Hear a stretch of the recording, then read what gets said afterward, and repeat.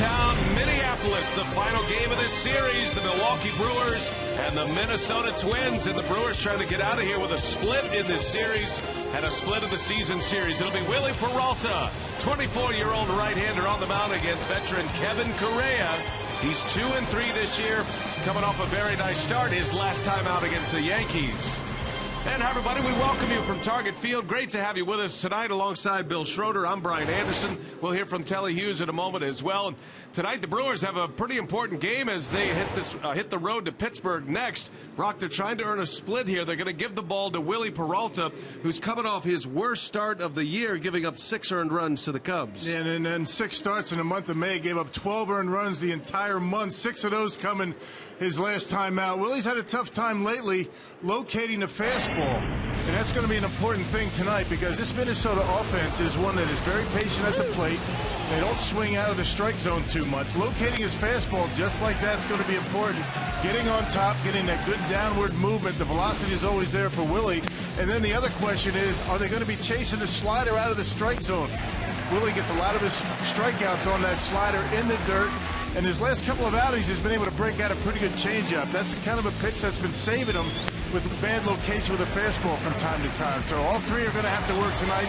Willie is the guy that got to get this thing back on track. Now, Peralta is an emerging ace, and if he is going to be that guy for the Brewers, you have to stop losing streaks. And the Brewers trying to stop a 2-game slide now as they head to Pittsburgh tomorrow and earn the series split.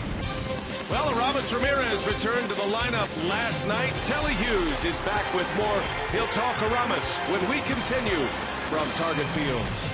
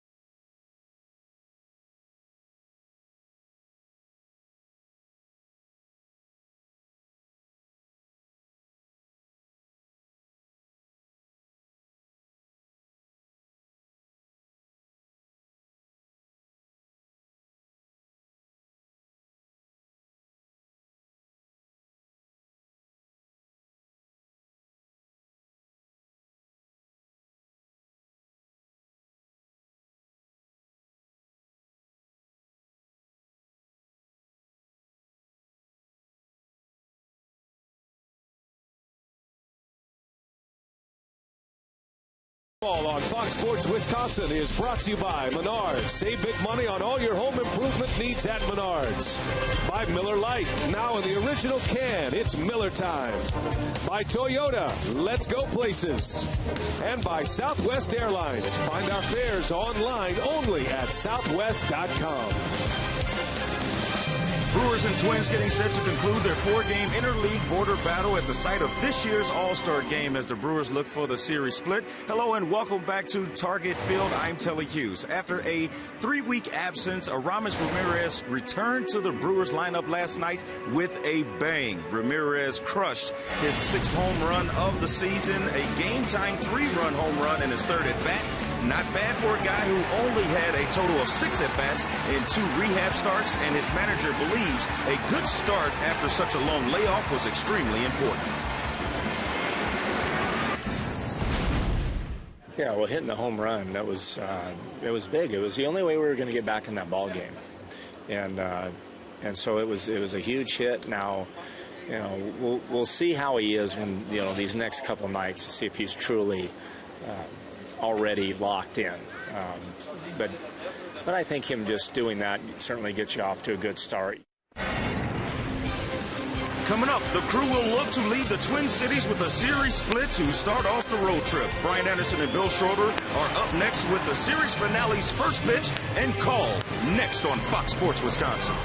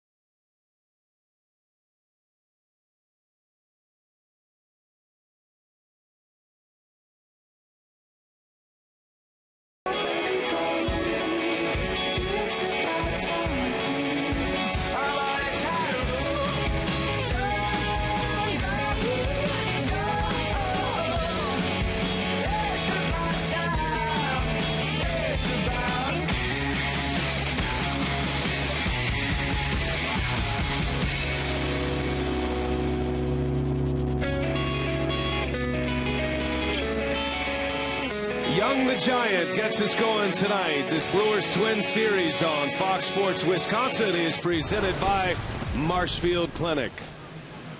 It is 80s throwback night tonight at Target Field, so it's a little bit different look here. The Brewers are actually in their home whites. There are some thunderstorms up above. 70 degrees is our game time temperature. There's actually a tornado watch around the area, not the Minneapolis downtown area, but around the suburbs. So we'll be keeping an eye on the weather tonight. Ron Renicky looks a little out of place in his home whites on the road. Brewers in their ball and glove throwbacks here tonight. His Associated Bank batting order: Segura, Braun, and Lucroy at the top. Gomez, Ramirez, Davis in the middle. Davis, after a night off last night, is back in there. Jeanette, Reynolds, and Overbay rounded out. And that's the batting order that will face Kevin Correa. Just 2 wins this year. Rocket ERA at 5.87 on the season. Well, don't let that fool you. Last night's starter, Ricky Nolasco, pretty much the same, a 5.70 ERA, and he had a very good game. Correa has lost 3 of his last 4 decisions and making start number 13 against the Brewers. Correa took a no decision his last time out against the Yankees, as his first pitch is in there for strike 1 on Gene Segura. And away we go tonight. Last trip into Target Field in the regular season. Brewers won the opener on Monday at Miller Park. They've lost the last 2 in this home-and-home interleague series with the Twins. Correa gave up 1 run in his last start against the Yankees. He did give up 9 hits, but only 1 run, a no decision in 6 innings. Segura to deep center field. There is Santana to make the catch. And that's how the night begins for Kevin Correa. Let's check the rest of the Twins defensively, courtesy of Menards. Yeah, Josh Willingham, Santana, Arcia in the outfield. Nunez, Escobar, Brian Dozier, Joe Mauer from third to first, and got Pinto behind home plate, hanging his signs for Kevin Correa. And Joe Mauer has been playing a pretty good first base, not making any errors, but range is limited. Chris Segal, the home plate umpire tonight. He'll call the balls and strikes. There is the crew chief, Mark Wegner, who is at second base tonight as Ryan Braun digs in. It takes a little sight adjustment, doesn't it, when you see the Brewers in white and not at Miller Park? Yeah. Twins are in their powder blue uniforms. These are the uniforms both teams wore on Tuesday night. They've got an 80s theme going here. They had 80s music playing before the game, had a live band out there on the balcony in left field. A lot of 80s wear, and Bill Schroeder is like right back in his element once again. I mean, some great memories. Yeah, started to get a little bit started when I saw Tom Bernansky and Ken Herbeck walk out on the field and threw out the first pitch. In Blues Brothers attire, no less. Well, those guys can swing it back in those days, those Minnesota Twins. Braun takes a strike on the outside corner. 1 ball, 2 strikes on Ryan. Missing Gary Gaetti from that mix, but yeah. Twins Brewers, that was a hot and heavy rivalry back then. 1 ball, 2 strikes on Ryan Braun with 1 away, and Braun fouls it off. Yeah, before the game, the ceremonial first pitches were delivered by Herbeck and Brunansky, breaking out an old tradition here. The Bruce brothers, they still look good, and Brunansky, of course, still in uniform. He's the hitting coach. Yeah, he's the one wearing turf shoes. With his baseball uniform on under, I believe. Right off the end of the bat, right to Dozier, who bobbles, and the throw is in time. Dozier recovers to get Braun. And 2 up and 2 down for Kevin Correa. Twins, you look at their defensive numbers as a team, they're pretty good. You know, range is limited for the guys both in the infield and the outfield, but if they get to it, pretty good chance they're going to make the play. Ron Gardenhire has his Twins a game under 500 now, having won 2 out of 3 in this series. The Brewers are 10 games over, 35-25. St. Louis won yesterday, so the Brewers open play tonight with a 4-game lead in the National League Central as Lucroy takes strike 1. Lucroy comes in 4th in the National League in batting. He's hitting .324, has 3 home runs and 24 driven in. One of those homers came against Minnesota on Monday. A lot of familiarity between the Brewers offense and Kevin Correa. Lucroy, one of those guys that have had some good success against Kevin Correa. 5 for 12, a .417 average. 0-2 to Lucroy. Down in the dirt. Good block by Pinto. Now Jonathan among league leaders in doubles as well. Currently third in the National League in that category. And as far as batting average goes, Lucroy leads all catchers across Major League Baseball in hitting. He's fourth in the NL behind Tulowitzki, Puig, and Matt Adams of the Cardinals.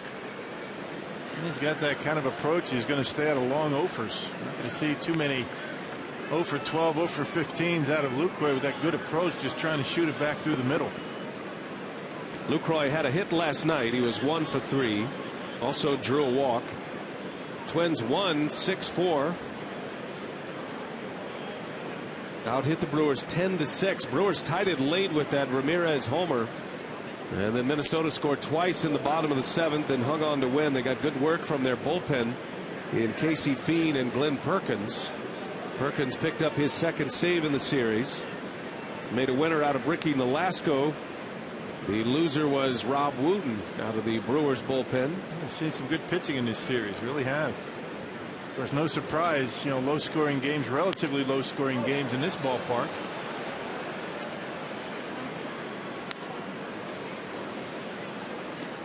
Target Field, known as a pitcher's park, seems to be playing a little smaller tonight. The wind is blowing out. The wind kind of swirls through here.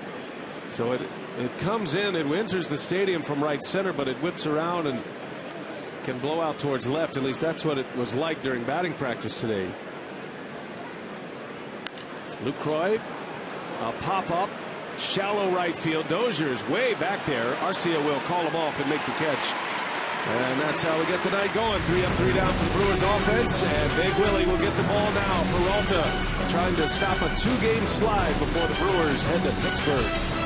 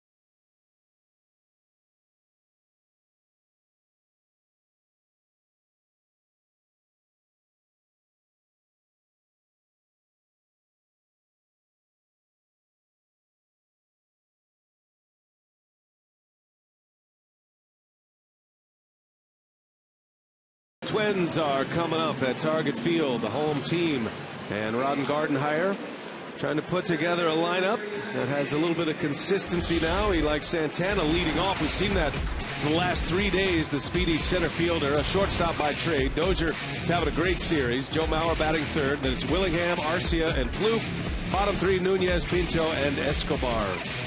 And that's the Associated Bank lineup that will face Willie Peralta tonight, making start number 12.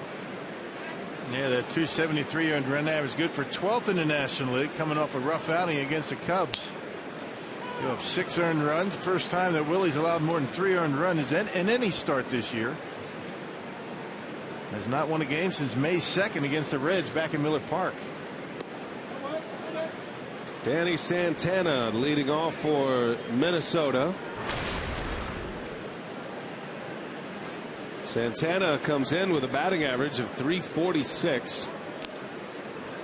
Has 18 hits and 52 at-bats on the season. He's been getting on base as well. That's one of the reasons Gardenhire has him in the big leagues. as a center fielder, not a shortstop. They feel like he'll be their shortstop at some point. He's got an on-base percentage of .393, so to the top of the batting order he goes. Yeah, young kid playing a new position and batting leadoff. A little bit of pressure on the young man. Handling it pretty good so far. Slaps one into left center field, and that's going to fall, a base hit. A leadoff single for Danny Santana. Was hitless last night and is aboard to start this one against Peralta. Defensively behind Peralta, the Menards Brewers defense with Davis, Gomez, and Braun in the outfield. Reynolds and Overbay on the corners. Segura and Jeanette at the keystone, and Lucroy does the catching.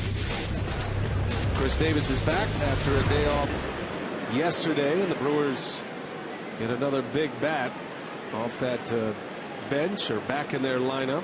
It was a planned day off by Ron Renicky, giving Davis a day off. Logan Schaefer got the start yesterday. So the Brewers back at full strength with the left fielder back in the lineup. And it is the lineup that Ron Renicky envisioned, minus the designated hitter, but this is what he had planned and thought it would be. At least the players that are there, maybe not necessarily the order, but the players in the lineup out of spring training. Finally getting a chance to breathe a little bit after the Brewers weathered a storm in May of injuries, suspension. Ramirez on the disabled list for 3 weeks. Braun and Gomez not 100%. And yet the Brewers were a game over, and they held their ground after a 20-win month of April. And they're going to need it because they're going to be on the road a lot. If you've been with us the last few nights, you know the Brewers are in the middle of a long road trip and a long stretch of games in June. It'll be 15 out of 18 games on the road in the month of June. Yeah, but the Brewers playing some pretty good baseball away from Miller Park. I think they've been playing well no matter where they've been. The month of May much better this year than last year. That's an understatement. And you can credit the pitching. The pitching's been there just about the entire season. Offense has been up and down. This is one guy the Brewers are going to have to figure out at the plate. He is red hot against Milwaukee pitching. 7 hits in the 3 games prior. Has a couple of doubles. He homered. And 3 runs batted in. He hit one over Schaefer's head in left field yesterday.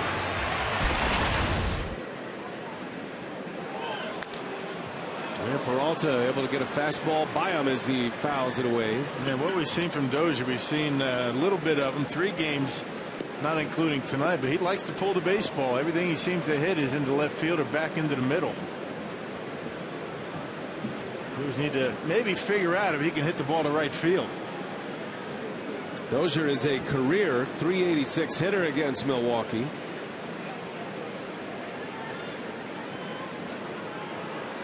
Two balls, 2 strikes.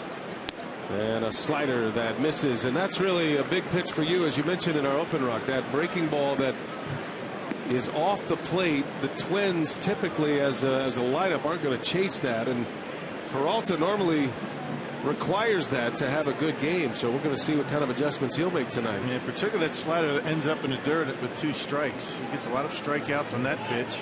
Santana takes off, swing and a miss, throw to second. Not in time. A strikeout, but a stolen base, number 3 for the speedy Santana. Well, that's about as good as it gets for Willie Peralta. I mean, that was a nasty 2-seam fastball, big velocity. Look at the way that ball dives as it gets to home plate. Good throw by Lucroy, but Santana had a pretty good jump. Big lead, good jump, swing and a miss, and just a little bit late at second base.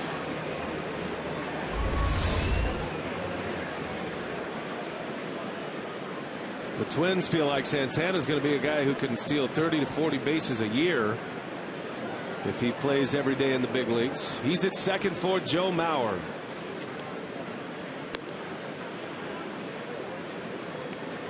Last few starts, Willie's had a tough time locating his fastball. Slider's been a more consistent pitch for him than fastball, oddly enough. Last couple outings, he needs to get that 2-seamer working, and so far so good.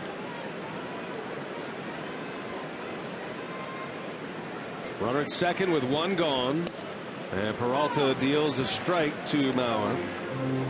Joe Mauer on this draft night in Major League Baseball.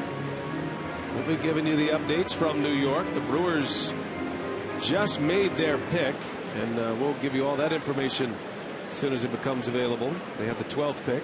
Joe Mauer was the first overall pick in 2001 by the Twins. Always an exciting night in baseball. Matter of fact, the draft will go for 3 days, and the first 2 rounds tonight. The Brewers have 3 of the top 50 picks in the draft this evening. Yeah, we talked to Bruce Side on the homestand. He's excited about this year's draft. He feels as though the Brewers are going to be able to get a couple of pretty good players. Mauer back up the middle. Segura ranging over, gloves, and throws him out. Boy, Segura can cover some ground. Yeah, right off the end of the bat, that two-seam fastball working so far in the first inning.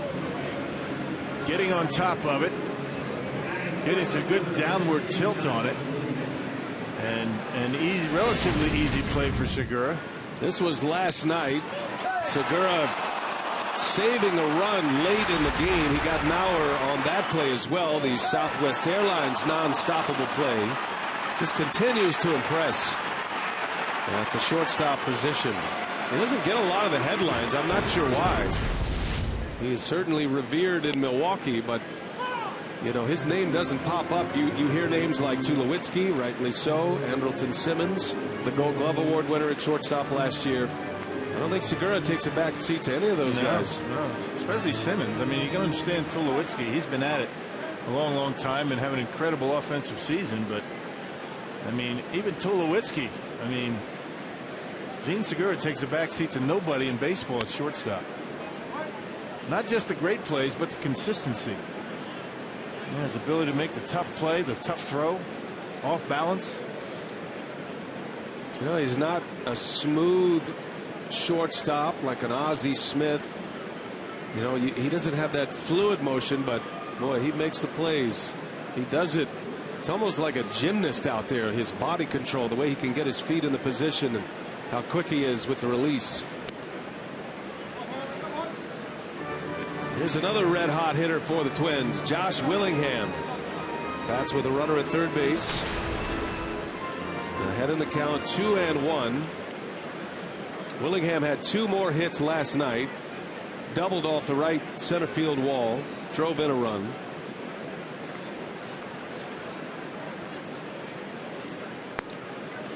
And Peralta falls behind him, 3-1. Seen it well. Very rarely, if ever, swings out of the strike zone, particularly when he's ahead in the count. He always seems to have the count in his favor in this series. 2-1, 3-1. Brewers have been consistently getting behind him in the count. Got a runner at third, the 3-1. Willingham pulls it foul.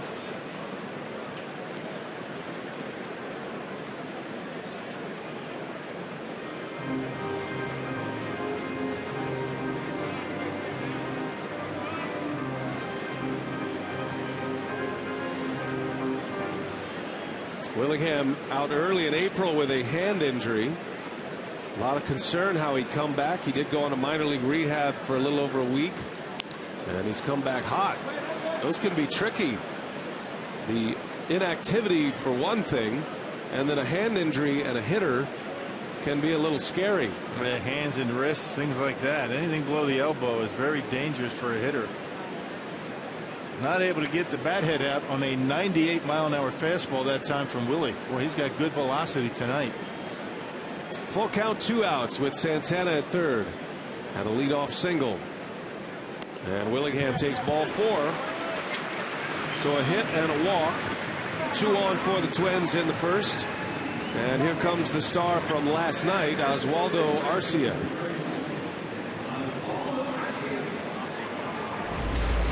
Our AT&T U-verse rewind. Arcia against Marco Estrada had one of the big hits of the game, hit a 3-run home run. Put the Twins on top. The second 3-run home run of this series for Minnesota. Arcia and Willingham with 3-run shots. Aramis Ramirez hit a 3-run homer to tie the game. Yeah, Arcia also had a pretty good at bat against Will Smith at driving a run in the 7th inning. And that proved to be the game winner in that 2-run inning.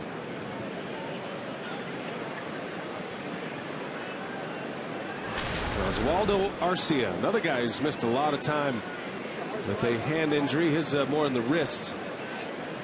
Has that wrist wrapped up, that right wrist. He was on the shelf nearly 6 weeks as well.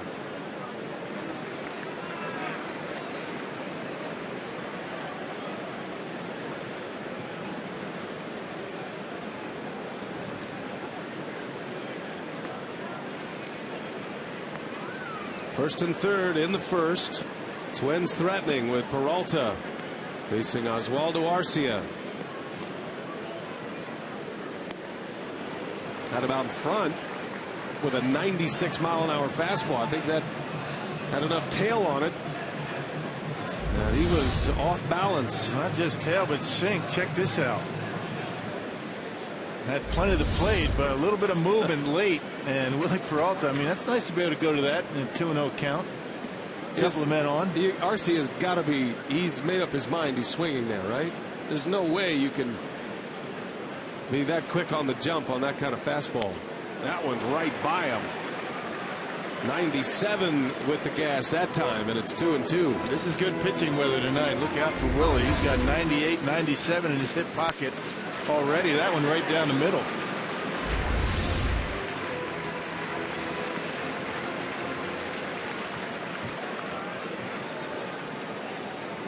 He's already hit 98. That slider at 86. See what he goes with here. That's the slider. Misses down and in. Full count to Arcia. A lot of pitches here in the first inning for Peralta.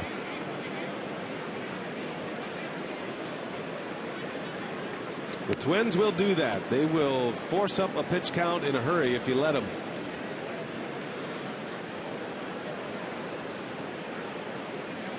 They are among league leaders in baseball in pitches seen per plate appearance. Runner goes 3-2, swung on, missed. He got him. Lucroy slaps the tag on him to secure it. So it was a grinder of a first inning, 29 pitches, but no runs in. A couple of Ks for Peralta. Gomez will lead off.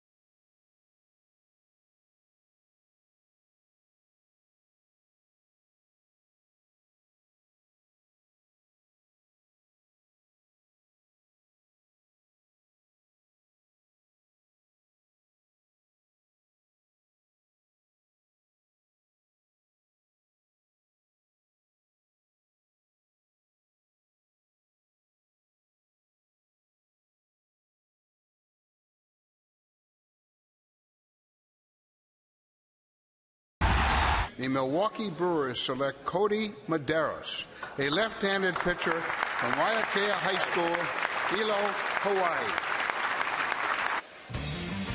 From the island, the Brewers make their first selection at 12th overall, and we welcome the left-hander Cody Medeiros, assuming he'll be signed. And we look forward to meeting him at some point. The Brewers will have 2 more selections in the top 50, but going with a left-handed power high school pitcher. Yeah, well, Bruce Side was telling us a couple of days ago that pitching was going to be, what was forefront in the draft this year. There were some position players, but the Brewers decided when they got to the 12th pick to take the best available player, and certainly Medeiros, so you get that hard-throwing lefty. I think he kind of reminds you a little bit of Wei-Che Wong, the way he flings it up there. Throws a little bit harder than Wong, but going to be interesting to see how long it's going to take him to sign and follow his progress in the minor leagues. Gomez leading all 4 of the Brewers. The top pick in the draft was a left-handed fireballer, Brady Aiken, out of the San Diego area. The Houston Astros selected Brady Aiken. He and Medeiros were 2 of the top left-handed high school pitchers available in the draft. So we're 12 picks into the draft, Rock. Aiken went number 1. Tyler Kolek went number 2 to Miami. Kid that has hit 100 miles an hour as a high schooler. Yeah, 6 position players, 6 pitchers in the top 12. 2-2 to Gomez. Popped him up. And it'll be Dozier to make the call. And there is out number 1. And no real secrets with Kevin Correa with the Brewers. He's going to throw a lot of fastballs. Fastball, slider. He'll flip up a curveball from time to time. And a lot of hard stuff from Correa.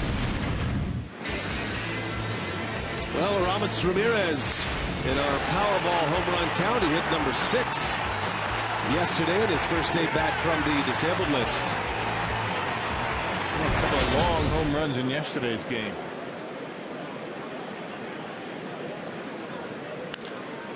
Swinging away at the first pitch.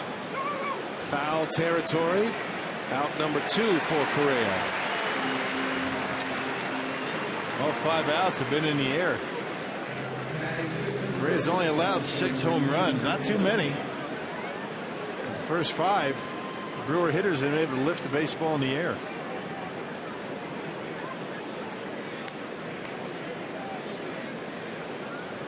And here's Chris Davis now with 2 outs.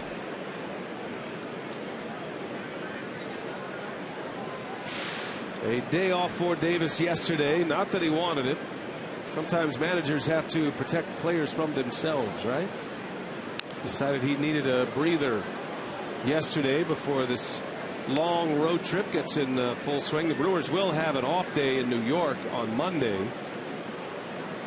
Well, not only that, I mean, you got to make sure your bench players there, stay somewhat sharp. He felt as though Schaefer needed a day to get some at bats.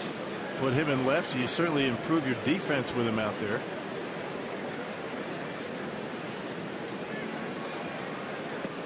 A little bit of it was for Davis. A little bit of it was for Logan Schaefer. And you had Marco Estrada on the mound yesterday, a fly ball pitcher.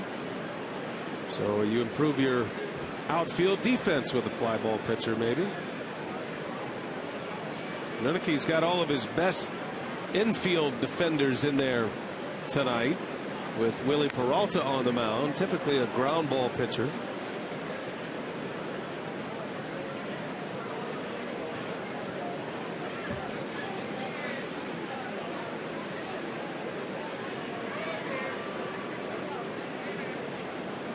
Two and 1 to Chris Davis. Count goes to 2-2. Chris Davis was a 7th rounder in 2009. The 2009 draft, although the top pick that year, Eric Arnett, is now out of the organization, they are starting to produce some big leaguers. That's what Bruce Side was talking to us about the other day. Amateur scouting director. We had him on the air on Tuesday. As Davis strikes out, pitch in the dirt, and Pinto will secure it at first. 6 up, 6 down for Kevin Correa. As we head to the bottom of the second, Twins are coming to bat. Trevor Plouffe will lead off.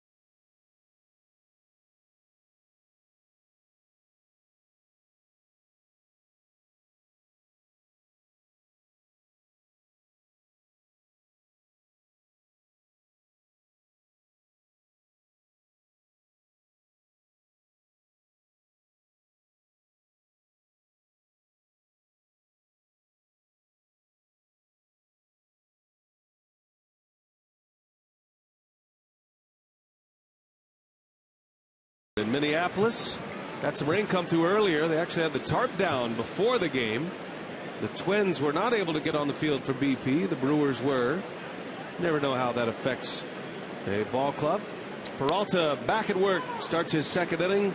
Outside corner, strike two, Trevor Plouffe.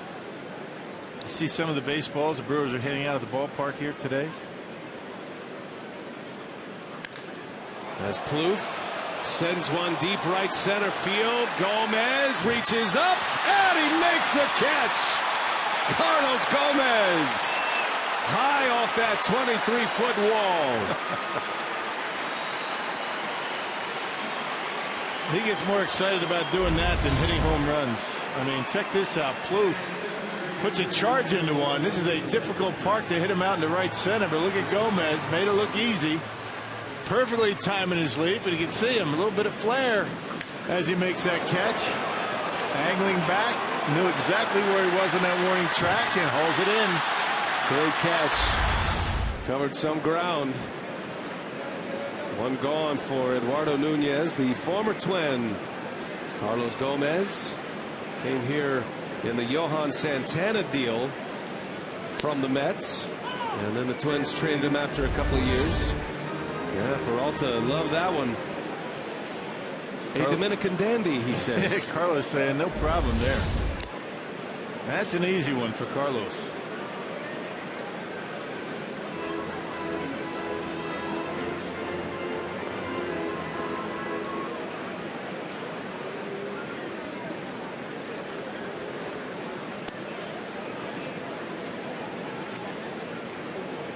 Nunez getting the start at third base, his first of the series. We've seen him as a pinch hitter. Former Yankee, and he fouls that one away. 2-2 the count on Nunez, hitting seventh in the Twins batting order.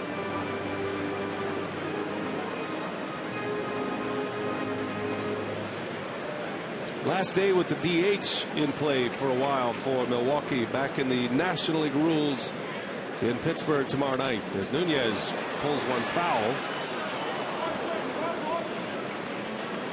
The Brewers do have a couple of more series on the road in American League venues. They'll play at Toronto at the beginning of July.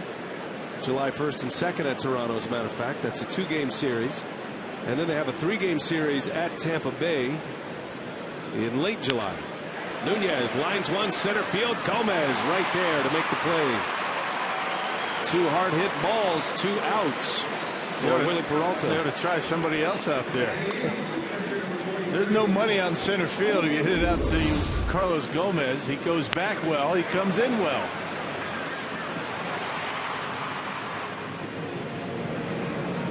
Yep, that's exactly who I wanted him to hit it to. Right there.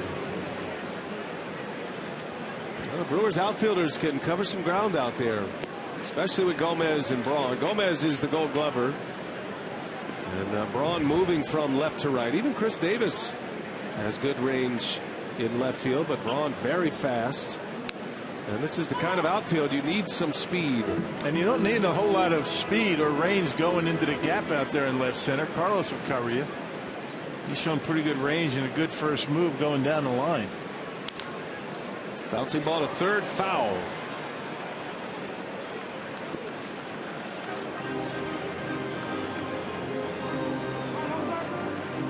Osmil Pinto at the plate. He was the designated hitter last night. Yeah, Gardner has been swapping out Suzuki and Pinto every other day here against the Brewers.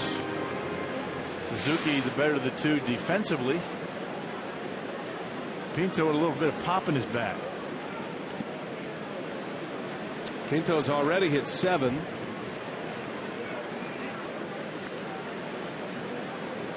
Seven homers, just 127 at bats. 2-2, and he doesn't chase.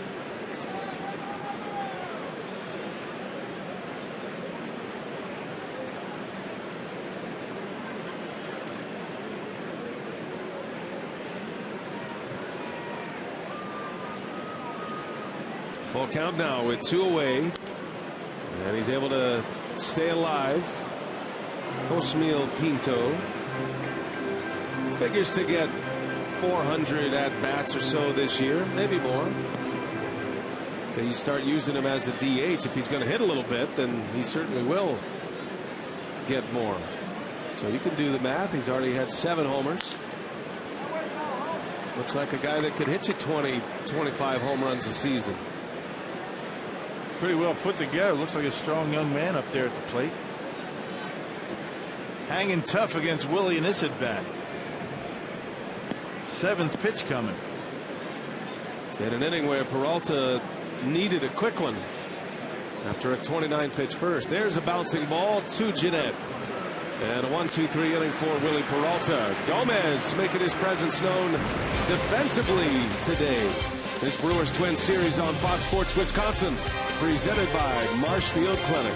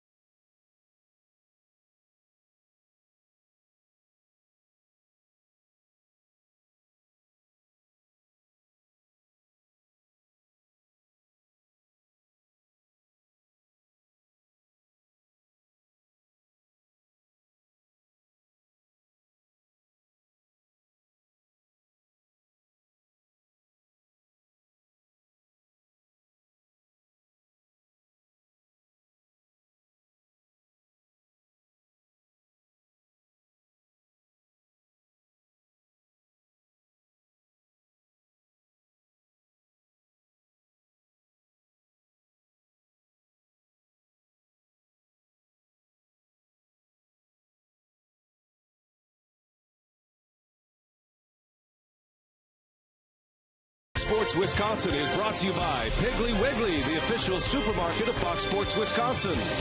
By Marshfield Clinic, don't just live, shine. And by Gerhard's, the kitchen and bath store. Find inspiration for your home, remodel, or new construction project at Gerhard's. Cloudy night, downtown Minneapolis. Final game of the series, the Brewers and the Twins. And we head to the 3rd inning now, and it'll be Scooter Gennett to lead off against Kevin Correa. Gennett, Mark Reynolds, and Lyle Overbay. 7, 8, 9 in the batting order.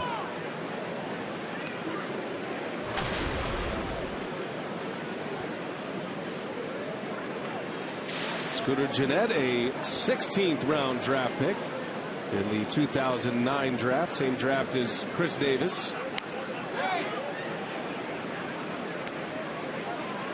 Two guys that are regulars now on a big league roster and in a big league lineup 5 years after they were drafted. Gennett had committed to go play baseball at Florida State. There's only one problem: he didn't show up for his SATs, so they knew he was ready to play pro ball, and they were able to sign him. Yep. Now that is scouting. Kind of showing your hand when you don't do that, huh? I mean, he's figuring, you know, nobody's going to find out I didn't take my SAT. Oh, yeah. Yep. Yep. They're not just baseball scouts, you know. They're scouting every facet of your life. Big Brother's always watching. It never ends either. Yep.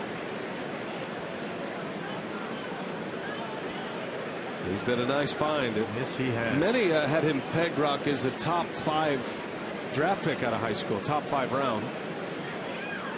He was adamant about going to college. Even though he didn't show up for his SAT, he's a good actor, I guess.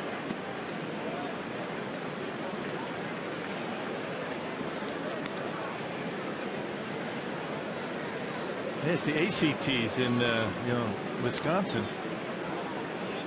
It's SATs in the East Coast and ACT Midwest. I don't know what they do in the West Coast. You can go both. Do they even take them? Oh, sure. Out there, if you want. If you don't do well on one, you can take the other. In the left coast.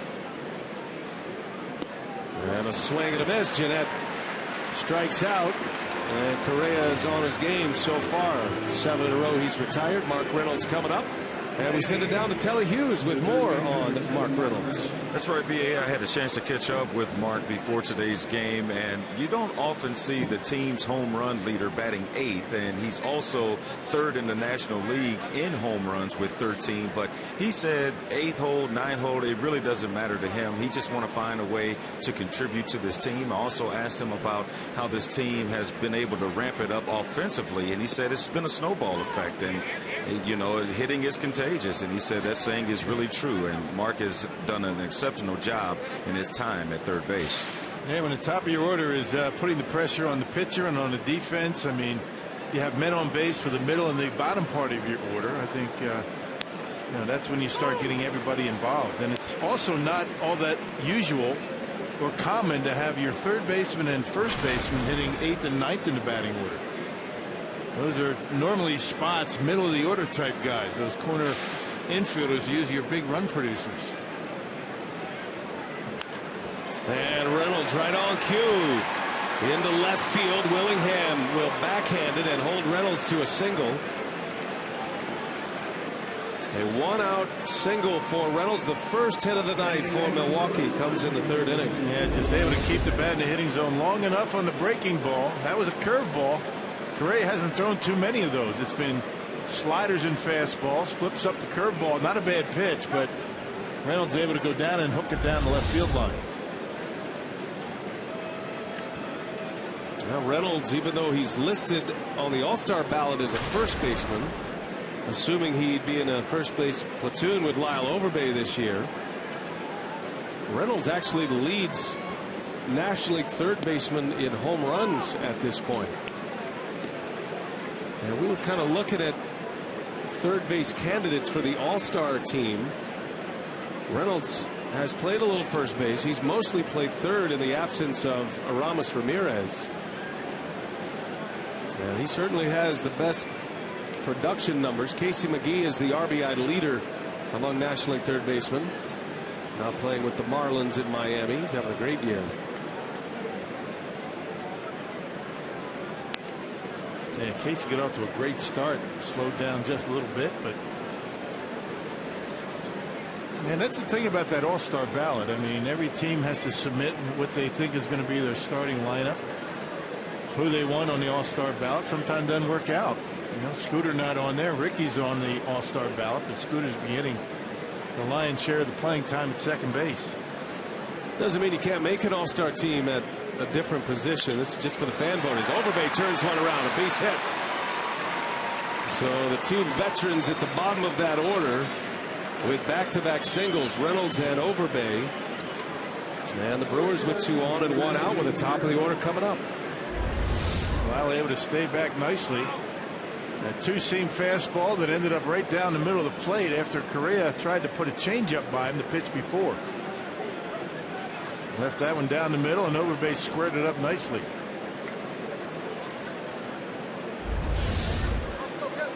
Well, Overbay was hitless last night on base. 1st and 2nd for Segura.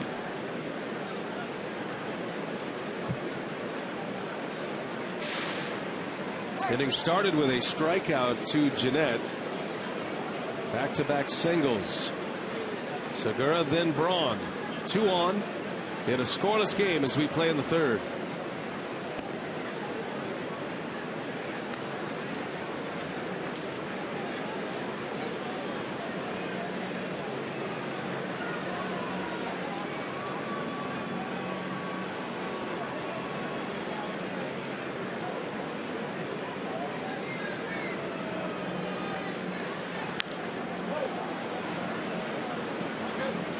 That's about all you're going to get out of Correa these days. When he first burst onto the scene with the San Francisco Giants, he was a mid-90s fastball pitcher with a pretty good sinker.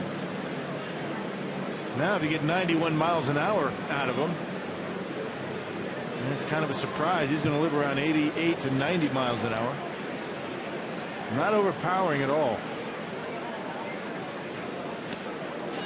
Spent some time with the Giants, as Rog mentioned, through the 08 season. He was with the Padres for a couple of seasons, and then the last with the Pirates. Twins signed him as a free agent prior to last season. Been in the big league since 2002. Segura bouncing ball. Dozier shovels it over to short. Escobar the turn, and another double play by the Twins. They've turned 7 of them in this 4-game series. And just like that, the rally is snuffed out by Correa. No score at Target Field.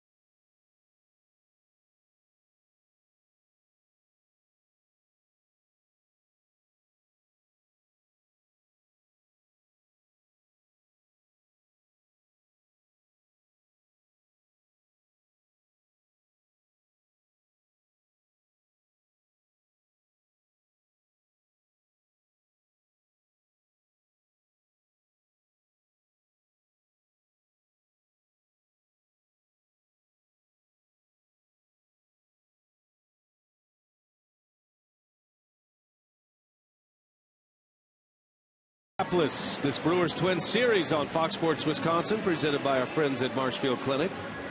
And the Twins coming up against Willie Peralta. He's thrown a lot of pitches through the first 2 innings, but 2 scoreless innings on the board. Has 2 strikeouts. He's issued a walk and a hit. And his first pitch to Eduardo Escobar is in there for strike 1.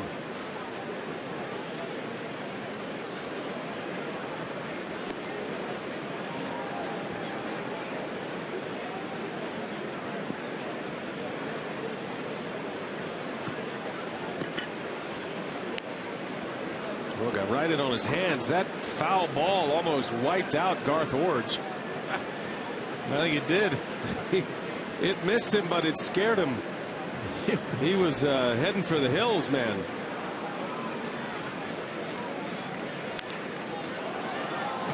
It's not often you have to be careful on a foul ball where Garth is standing. Look at this. Talking about an emergency hack. Whoa. That's like what Aoki used to do. And a swing and a miss, so Peralta strikes him out. Made him look bad. His 3rd K. There's that pitch we were talking about, that slider out of the strike zone and in the dirt. This time Escobar goes after it. Twins have been very patient with that pitch so far tonight.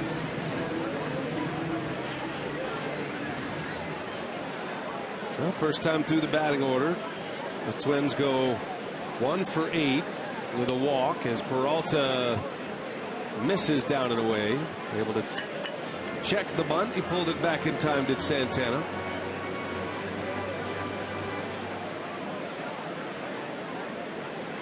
Santana has the lone hit for the Twins. And fouls one off his foot. When Peralta's right, you see a lot of that. Hitters beware. Knuckle busters and ankle and toe busters. It can be a tough night at the plate when Peralta's on his A game. Yeah, you get that when you got late movement going down when it gets to the strike zone. Hitter thinks he has a good pitch to hit, gets on top of it, and beats it into their foot or leg. And a swing and a miss. That's strike 2. Remember, the bunt on the first pitch was a check swing. That's right. It's a 3-strike league. Lucroy was ready to whip it around the horn, though.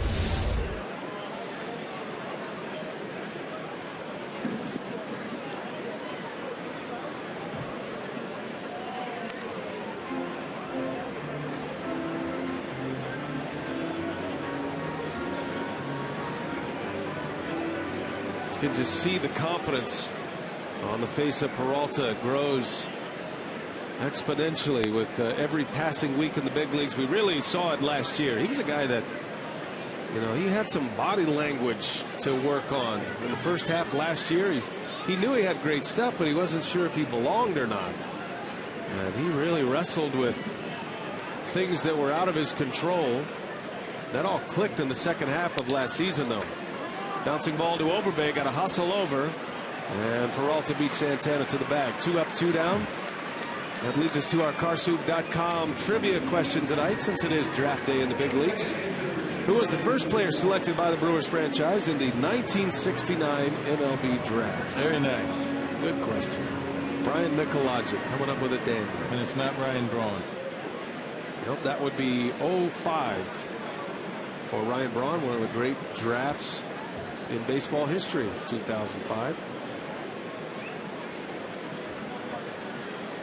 At the time of that draft pick, the Brewers, remember, were in Seattle. The franchise played as the Pilots in 1969 and then moved to Milwaukee in 1970, if that helps. Oh, so you know the answer? I don't know the answer. I feel like I've got a good guess, but I haven't seen the answer. I feel like this question comes up every few years during the draft night. Right. You know the answer? No. Well, stay tuned. Don't go anywhere. Keep your seat. I'll be right here.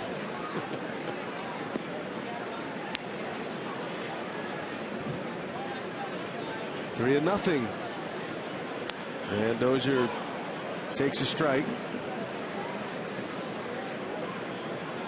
Dozier and Willingham and Arcia have done the damage in this series so far. There's ball 4. Dozier is aboard again. 2-out walk issued by Peralta. And that'll send Mauer to the plate. Renicky with his bench coach, Jerry Naron.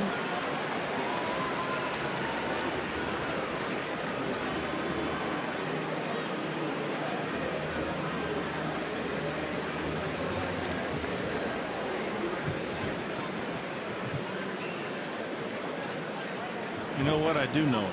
Oh, you do know it? Yeah, I do know it. How did you go from not knowing it to knowing it? I looked it up. Oh. See, I don't lie to the folks out there. You do. No, not at all. Never. Absolutely not. This guy was drafted at one as a position player, but played in the big leagues in a different position. Ah.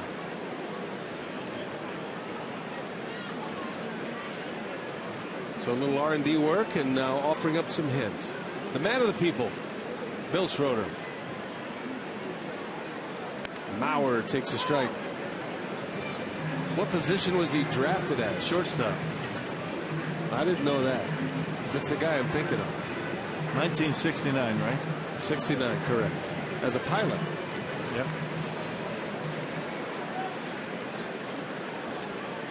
And I'm sure in 69 when he was drafted as a Seattle Pilot, that was like, what? Really? Especially since the fact he was from South Carolina. Right, yes. Well, now I knew. Now I know I have it right. Okay. Your hints have raised my confidence level significantly.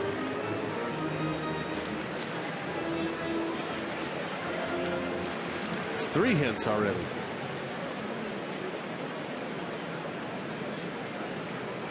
Ball and a strike on Mauer.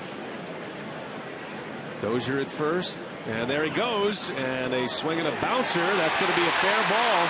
Dozier on the moves on his way to third base, as Joe Mauer somehow kept that one fair. A single for Mauer, and 2 on with 2 outs. Well, they had Reynolds playing off the line, not thinking that Mauer was going to shoot one right down the third baseline, but he did. That sinker going away, that's about the only thing that Mauer could do with it. Didn't hit it very hard off the end of the bat, and ends up with a single. And Dozier running on the pitch, able to get into third base. Talking about covering the entire plate, Joe Mauer doing a good job with that pitch. That's all he could have done with it. So they are at the corners now with 2 away, and some stress pitches coming for Peralta with Josh Willingham at the plate. Willingham walked his first time up, and a half swing, he goes through.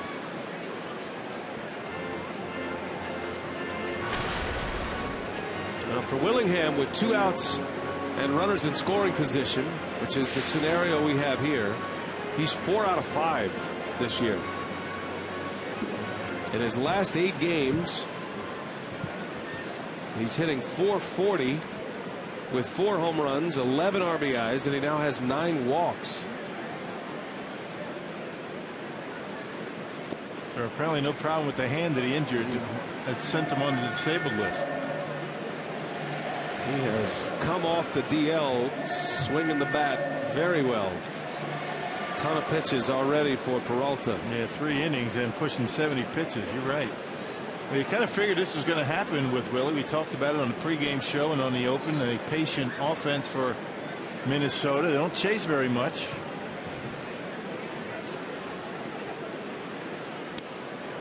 There's a strike call. Willingham has been given that pitch in a number of at-bats. Probably a little shocked that that one was called for a strike. Okay, it might have been off the plate, and finally getting a call. Willingham has been taking pitches all series, close ones at that. See if Willie goes back in there. 1 ball, 2 strikes. Twins have runners at the corners in a scoreless game,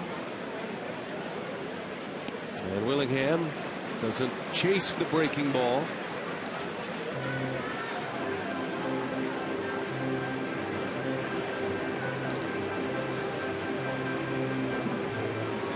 Yep, last 10 days. Only Donaldson with more RBIs than Josh Willingham.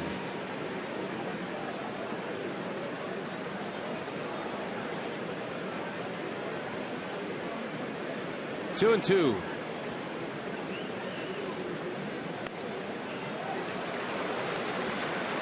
Ball 3. Peralta seeing just how far Chris Segal would go. 70 pitches for Peralta. Still not out of the third. Going to be a short night for him.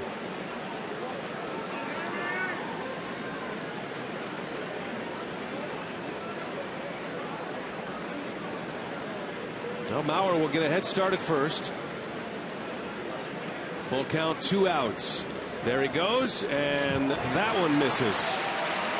And Willingham draws the walk to load the bases.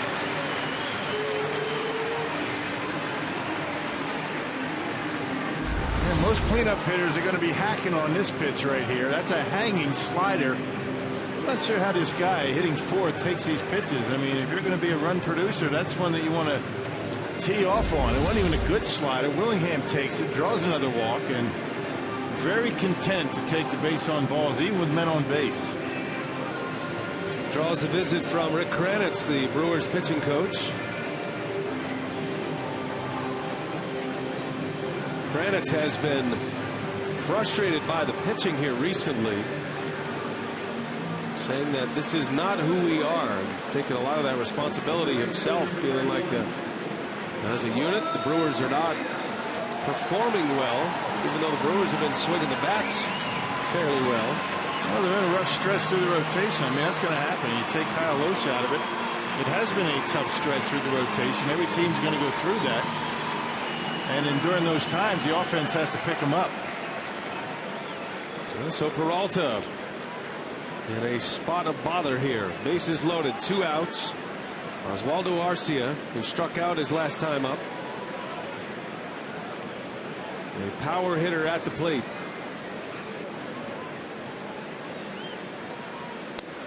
There's a good fastball in there for a strike.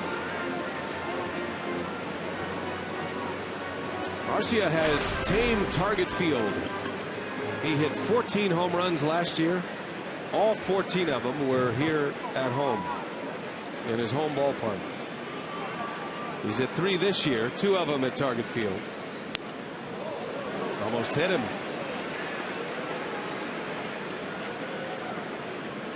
And where he hit that one yesterday, it didn't matter where he was.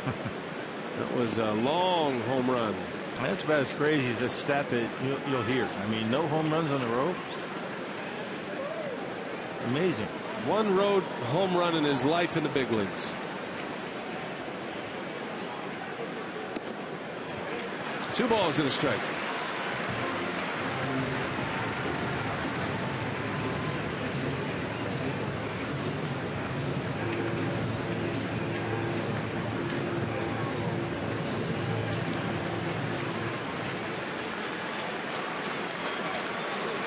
High stress pitches for Peralta. Got a bunch in the first. And he has more here in the third as Arcia down the left field line, slicing foul. 2-2. Yeah, really fortunate right there. That was a pitch up in the zone. Had a little too much of the plate, but I mean that's what you can do, I guess, when you're throwing in the upper 90s.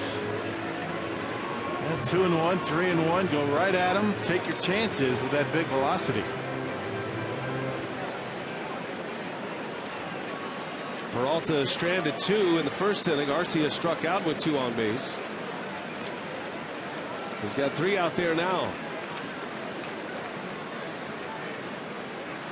And that ball's hit deep. Not coming back. Grand slam for Arcia.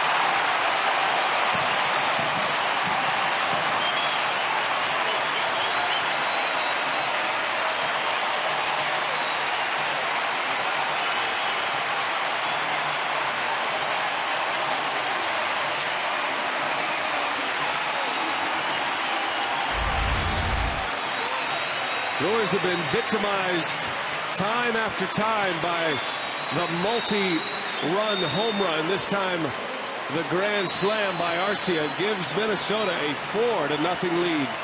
His first career grand slam. And yet another home run at Target Field and a bomb. I mean, that's about as far as you can hit one. And now the pitch count's starting to creep up. And they're having a party here at Target Field. A curtain call.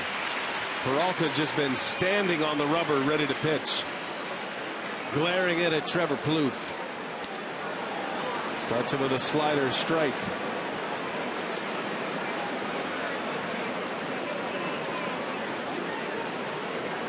He got a 3-run homer by Willingham in this series. Arcia hit a 3-run shot last night. Now a grand slam. This Twins philosophy, taking pitches, getting base runners on, it has paid off. The Brewers have not been able to make them pay. 2 walks in this inning by Peralta, both coming with 2 outs. All of his damage coming with 2 outs. And Plouffe strikes out, and the inning is over. Brewers have to play catch up once again. Peralta gives up a grand slam. We go to the 4th. It's 4-0 Minnesota.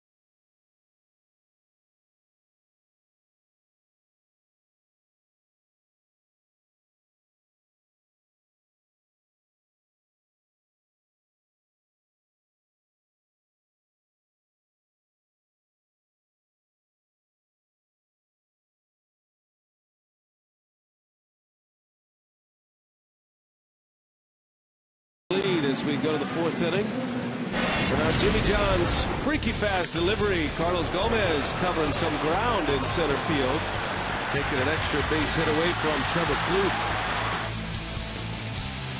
That was in the second inning. Now the Brewers got a lot of work to do again tonight. They have been playing catch up a lot. These Twins have come up with the right game plan against Brewer pitching. And it's not just this year either. They took all 4 games last year. The Brewers have had a tough time, to say the least, against the Minnesota Twins over the years. The Twins have won 12 of the last 16 games against Milwaukee. Man. After that win last night.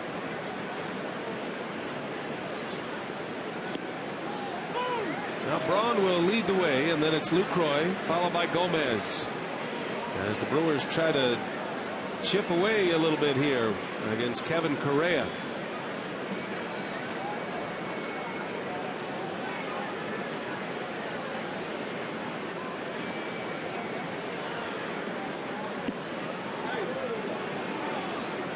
A lot of baseball to be played. Brewers have the kind of offense that can strike in a hurry.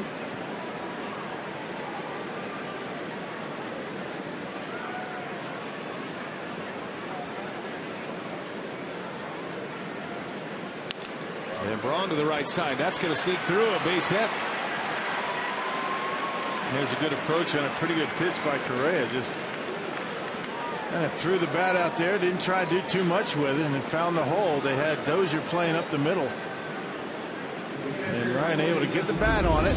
Just trying to make contact on a fastball down and away. That's a pretty good pitch. Look at the approach for Braun. Just trying to keep that bat level. And serves it into the hole into right field.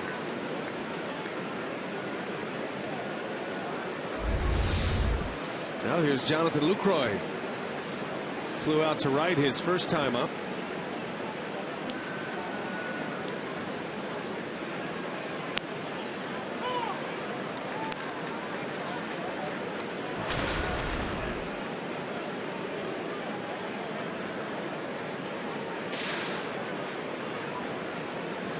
Lucroy, a third-round draft pick in 2007.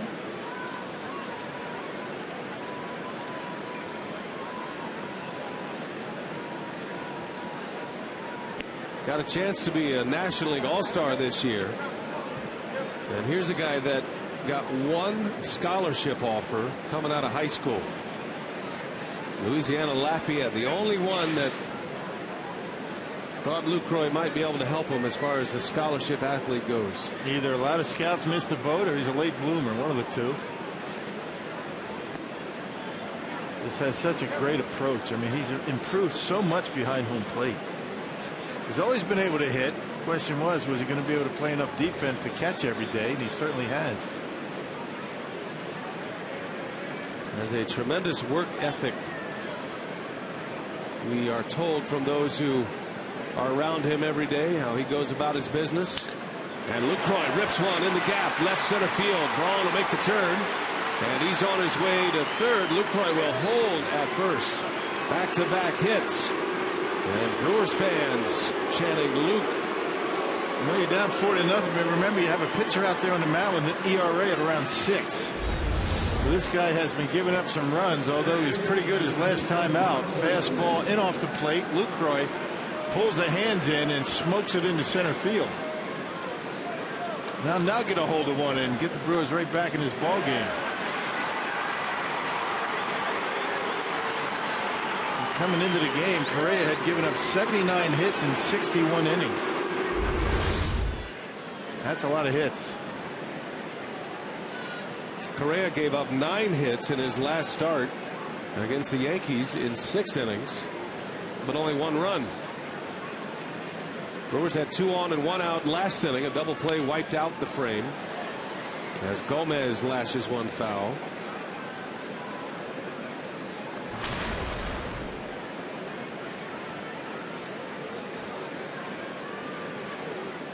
Carlos looking for a big hit. He's already made a big play defensively. Sometimes one leads to the other. And Gomez hits that one deep center field. Santana looking up, and it's gone. 3-run jack, Carlos Gomez.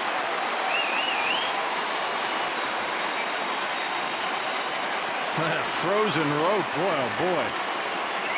Talk about smoking one to center field. That ball didn't take long at all to get out of here. Mention Correa with a 6 earned run average. Fastball straight as a string, and Gomez hammers it on the line out of here to center field. That ball was blistered onto the batter's eye in center. Powerball home run number 12 for Gomez. That puts him within one of Reynolds as Ramos Ramirez sends one deep center. Santana with room for this one. Deepest part of the ballpark for Ramirez, and 400 feet means an out right there. First out of the inning. And it just got under it a little bit. You center that one a little bit better, and it's out of here. That was about 411 where he caught it to the fence.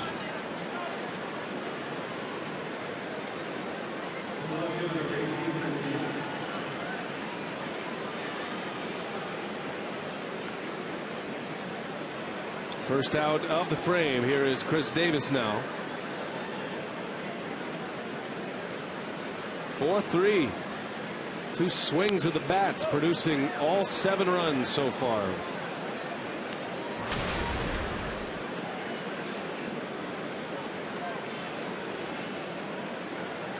Well, that's what you want to do, right? You give up a grand slam like that, everybody's feeling pretty good. Yeah. Crowd's all excited. Standing ovations. Arcia's out there high-fiving the guys out in right field between innings, and get right back in the ball game.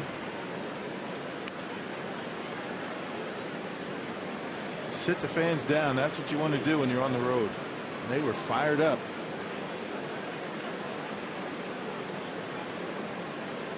Chris Davis, a strikeout victim in the second.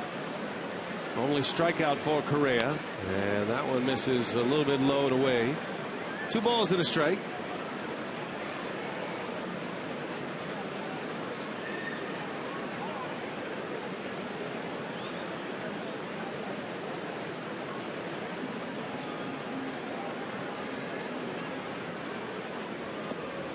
That one's in there.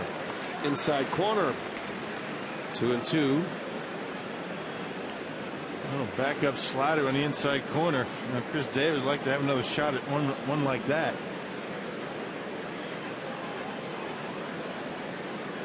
Davis, a 7th rounder in 09.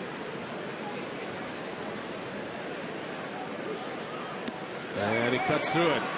And a strikeout. So he has punched out Davis twice. And the second out of the inning. That'll bring up Scooter Gennett. Updated Powerball home run leaderboard. Mark Reynolds with 13. Gomez now at 12. And you got Davis and Braun at 9. Yep, that's what they do. They hit home runs. And when they hit home runs, ordinarily the Brewers win games.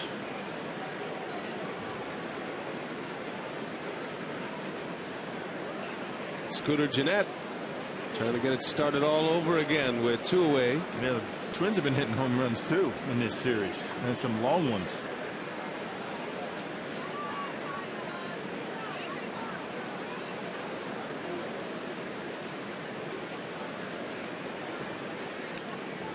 We had a good pitch to hit. Gennett fouls it back.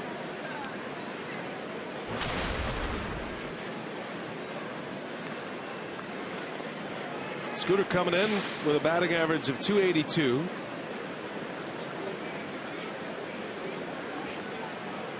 Ricky Weeks got the start at second base last night with Nolasco on the mound. Gennett figures to get a lot of playing time. It's a long stretch of right-handed starters for opponents. Twins had 4 right-handed starters.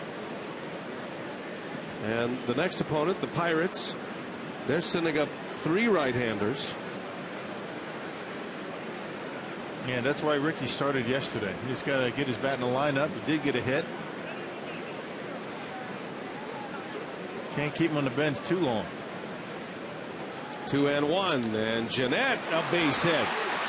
Opposite field line drive. Scooter Jeanette with 2 away. So the 4th hit of the inning. Inning started with 2 singles from Braun and Lucroy, then the home run by Gomez. And now Scooter dials it up again. That brings up Mark Reynolds. Check this out. Top down, gets on top of the pitch on the outside corner. That was a pretty good pitch. Might have been up a little bit, but Scooter able to line it out there into left field. When Scooter gets into trouble, he drops that back shoulder and pops up the left. You're not going to see too many opposite field home runs from Scooter.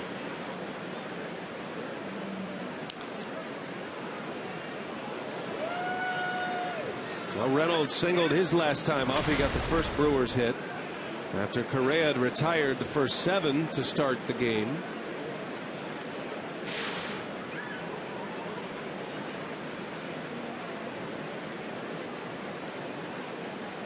One big swing by Gomez, and the Brewers right back in it, answering quickly after the Arcia grand slam.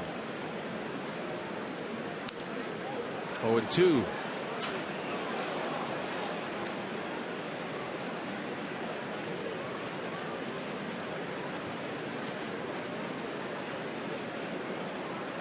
Mark Reynolds was drafted in 2004, a 16th round pick by the Arizona Diamondbacks. He was a shortstop out of the University of Virginia.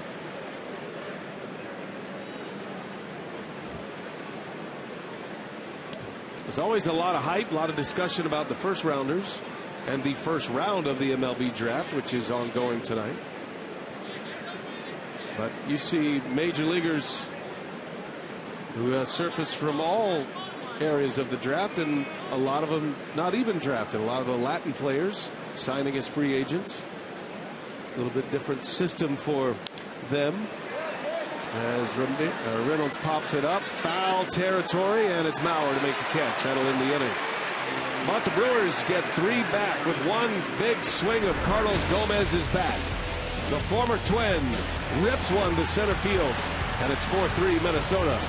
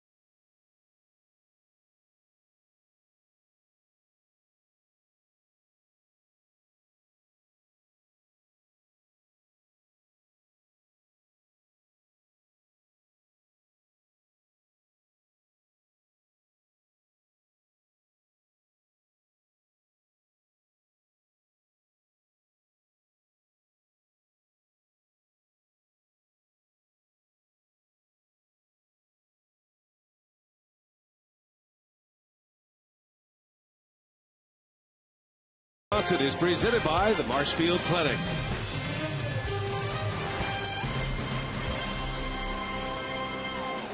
Downtown Minneapolis on a cloudy night. 4-3 our score. Twins have the lead as Nunez skies to Gomez out on the first pitch. Peralta could sure use a quick inning. Pitch count is high. A couple of quick innings he could use. Entering the fourth inning, 70 pitches. Well, we kind of anticipated that this could be the case with Peralta tonight against this Minnesota Twins attack. Very patient at the plate. They're not in any hurry to swing the bats. And that's proven itself to be true. 80 pitches now. A first pitch strike to Pinto.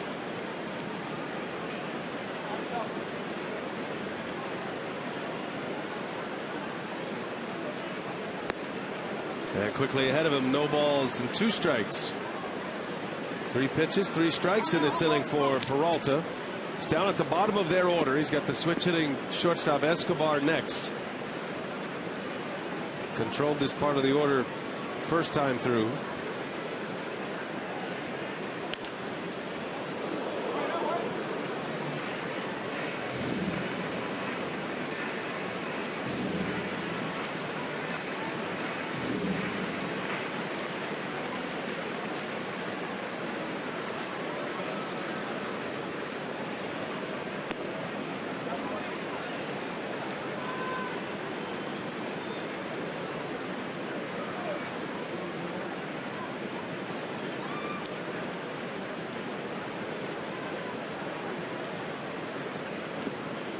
He doesn't chase. Good block back there by Lucroy just in case.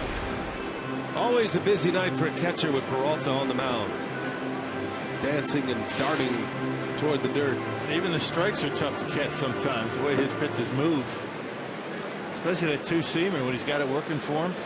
Tough on the thumb, I would imagine. A lot of knuckle busters. Yep.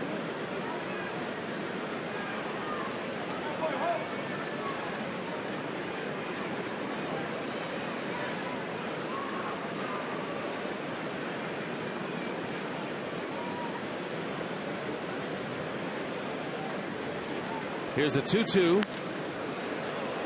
And it's another late swing, but he's hanging tough.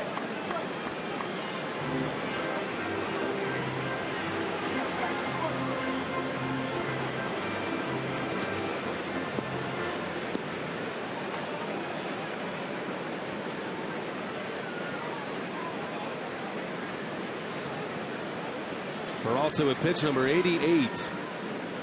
And a bouncer to third. Nice easy hop for Reynolds. Got plenty of time and a good throw for out number 1, or rather out number 2. I beg your pardon. Yeah, this Father's Day, head to Miller Park for Vintage Brewer Bobblehead Day. All fans at Miller Park. Sunday, June 15th, to see the Brew Crew collide with the rival Cincinnati Reds. We'll get a Brewers vintage bobblehead courtesy of Time Warner Cable. Call 414-902-4000 or go to brewers.com. It's staring at you, B.A. I know he's fish-eyeing me a little bit there.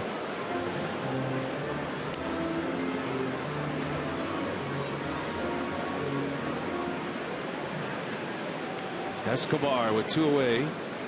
2 up, 2 down for Peralta. And he's quickly ahead of him. No balls and 2 strikes.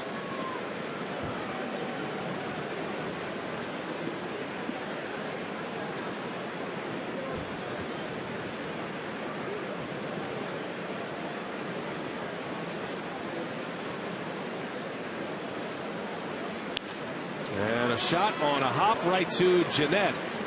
And that will do it for the Twins in the 4th. 1-2-3 inning for Peralta. Brewers trail by a run.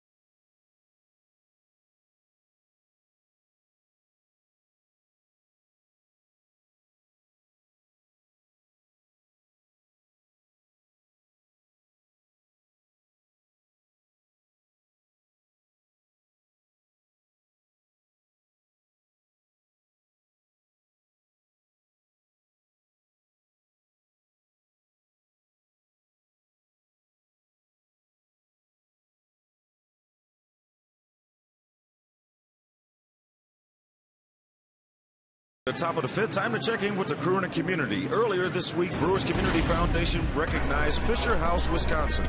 The organization recently broke ground on the Clement J. Zablocki VA Medical Center grounds. Fisher House helps military families by providing a place to stay while loved ones are being treated at the VA. Ken Fisher, the founder, threw out the first pitch in honor of the groundbreaking. Jonathan Lucroy and our own Bill Schroeder have been big supporters of the Fisher House. Brewers Community Foundation 5K Run Walk has fundraised for the organization over the past 3 years. All right, Telly, thanks. It's a great cause. Great to see the groundbreaking. Kudos to you, my friend. I know you don't like to take a lot of credit, but you've been behind that project for a long time now, you and Lucroy, and have brought a lot of awareness to our viewers about the Fisher House. What's going to be the timetable on construction, you think? Well, they're on their way. They just broke ground. You saw the shovels. Yeah. But 2015, it's going to be the 65th Fisher House in the United States, and they've already raised over $3 million for the project. Ken Fisher, Dan Buttry, and his committee have done a bang-up job. It's kind of like a Ronald McDonald House for military folks. They get free lodging. You know, the families of military active military personnel and veterans who need treatment, rehabilitation over at the VA Center. And that facility is going to be beautiful. We saw an artist rendition of it, and it's right in the middle of the Wood National Cemetery. Incidentally, that cemetery has been around since the Civil War. One of the oldest cemeteries. And yeah, great. You don't have to thank me. I mean, that's the least you can do to support the military families. You know, they always talk about how, you know, the military people, the active military, reservists, the veterans, how they support, you know, the country, the families as well. And they have a tough time when their loved ones are injured and have to go through some medical treatment. So it's a great cause. Overbay has worked the count full here, and they are our neighbors right next door to Miller Park at the VA and the Wood Cemetery, and now the Fisher House, or at least the plans for the Fisher House as they start on that project this summer. Overbay fights one off foul. Hanging in there in a 3-2 count. Overbay had a hit his last time up. By the way, the rendering of the Fisher House, there it is. Beautiful. I mean, not all the same. I mean, they're constructed based on, you know, what's around, you know, the housing facility, and everything's free. I mean, everything's free to the families. The lodging, they get free transportation, flights. I mean, it's all self-contained and self-supported. And you know, we'll be offering our tickets for military families who want to come see us at Miller Park whenever we can. We'd love to have those folks who are there. So we're behind that project and have been for a while as Overbay sends one into the gap in right center. Twins outfielders play very deep, holding Overbay to a single, and that is the intent of Ron Gardenhire, to keep the slugging percentage down. Yeah, the Brewers have always been a team that relies on slugging percentage, hits for power, and Ron Gardenhire was one of the first to play the Brewers as deep as they do.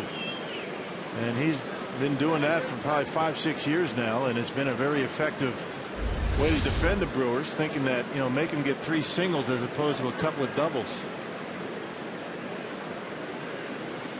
Here's Segura, takes a strike. 4-3 Minnesota. Grand slam by Arcia in the third. Gomez hit a 3-run homer in the fourth. Tying run is aboard as we play in the fifth. Correa delivers. Segura in the air to right. Coming in is Arcia. One gone in the fifth inning as Segura is 0 for 3. Well, Segura on the ballot. He was an All-Star last year, first time All-Star last season. The Falco All-Star voting update. As of the second release of the All-Star voting, Lucroy currently third among National League catchers. Ramirez third at the third base spot, as is Segura. Gomez bumped up a spot to fifth. Braun dropped 3 spots to sixth. Make sure you make your vote heard. Brewers.com. You can vote up to 25 times per email account. Brewers have not had a catcher make the All-Star team since 1999, Dave Nilsson. Braun into right, Arcia coming in and can't get there. And that time the deep outfield hurt him. His overbay is going to go all the way to third. And kind of a circle route too for Arcia. Not a very good play in the outfield. He kind of went around a banana route to that baseball. I think he thought it was hit a little bit harder than he thought. A little upset with himself after that, after he threw it back in. Good slider by Correa, but Braun able to stay on it. Look at the way he circles it. Doesn't go right at it, and not able to make the play. In a normal defensive alignment, that's pretty much an out in any game you'd see in the big leagues. Well, it should have been out anyway. It's just a bad route. Arcia has it bounce in front of him, and that opens the door for the Brewers here. One out, first and third. The tying run now at third base at Overbay, and here is Lucroy.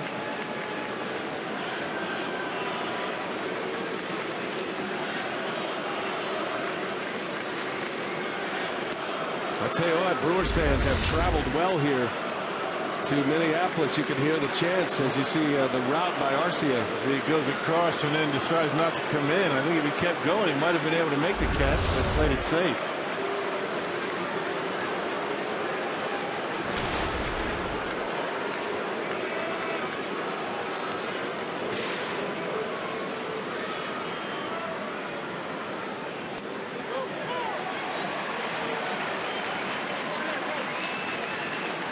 Lucroy should make the All-Star team this year, the first time in 15 years. It's been even a longer drought at third base for a Brewer to make an All-Star team.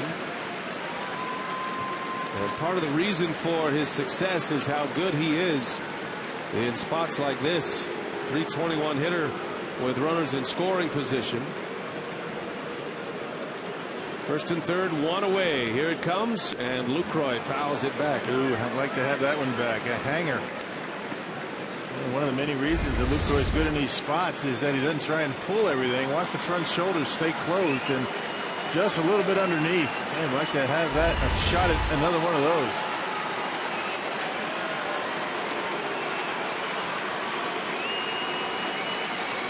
Brewers fell behind 4-0 in the third inning. Got three back quickly on the Gomez homer, and now knocking at the door again in the fifth. 1-2. And Lucroy, a ground ball, third base. They're coming to the plate. Overbay in a rundown, trying to get Braun over to third, and the tag by Nunez. He tried his best. They do get one out. They cut down a potential run. Still 2 on with 2 away, and Gomez coming up. You're supposed to go on that. I mean, every single time. I mean, first and third, 1 out. You head to home plate to try to avoid the double play to keep the inning alive. One hop to Nunez, and he makes a good throw over to Pinto, and that's going to go down as a 5-2-6 on the put out at third base.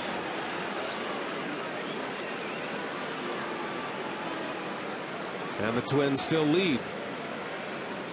Here is Gomez.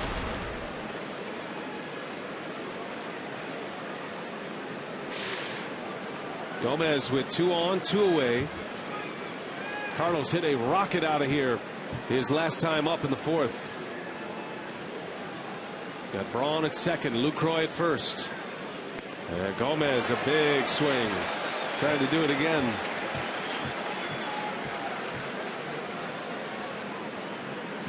Anthony Swarzak is in the Minnesota bullpen.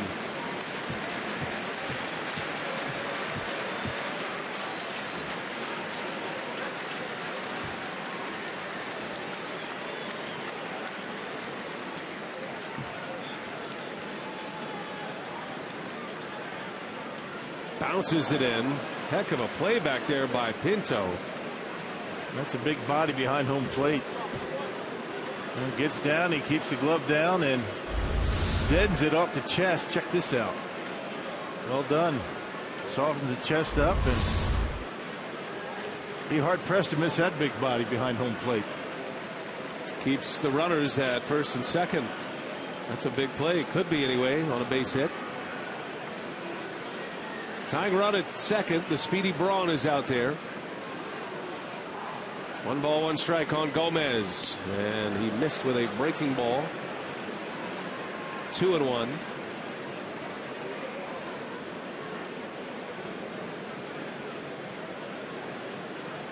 Carlos with his 12th homer of the year, 35 runs batted in now. He's the club RBI leader.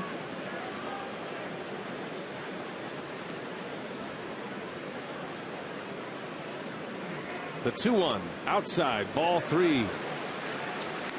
Trying to avoid throwing that fastball again. That's the one he lined out of here to center field. Fastball out away from Carlos. Trying to crowd him with the fastball and throw the slider off the plate.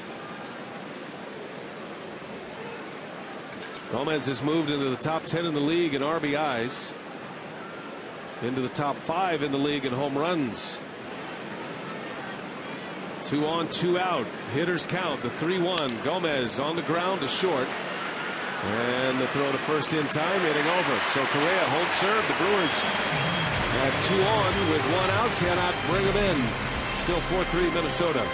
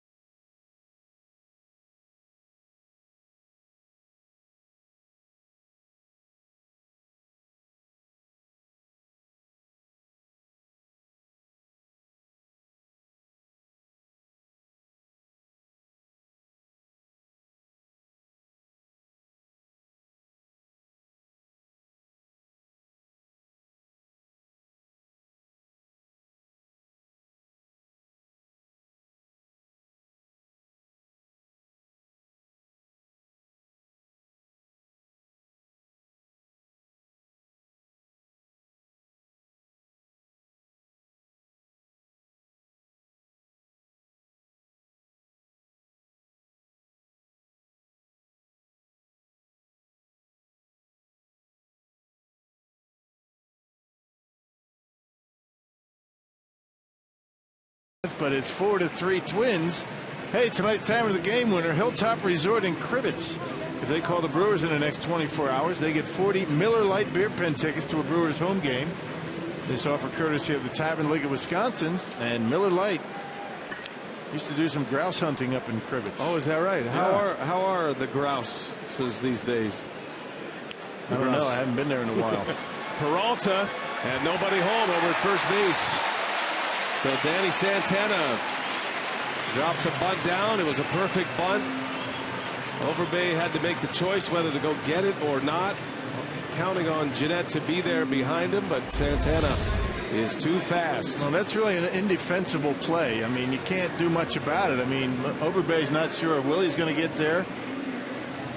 They try and call it, but Overbay's thinking that Willie's going to keep going to the bag and he's going to be able to field it. And just sometimes a bunt is so good that you just can't do anything about it. Second bunt for a hit by Santana in this series. And the Twins put the pressure on with the man on to start the 5th. Brewers had runners at the corners and 1 out. Couldn't score last inning. And had their best hitter at the plate in Lucroy. So the victory for the Twins and Kevin Correa. Yeah, 3-4 hitters with men in scoring position. Couldn't get it done.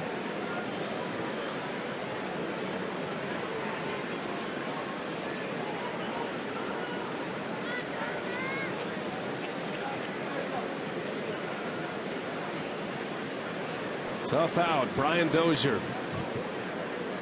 And that one is in tight, almost hit him. Dozier is playing like an all-star this year.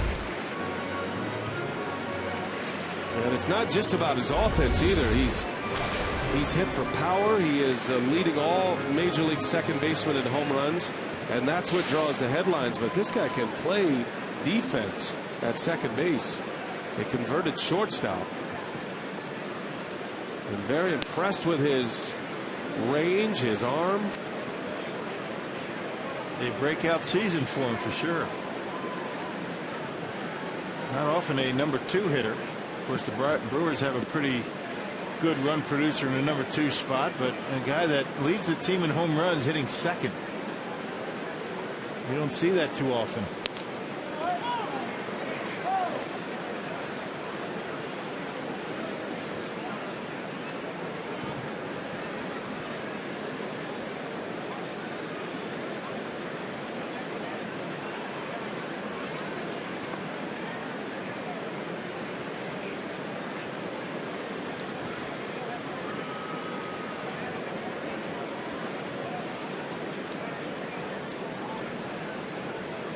Santana stole a base in the first.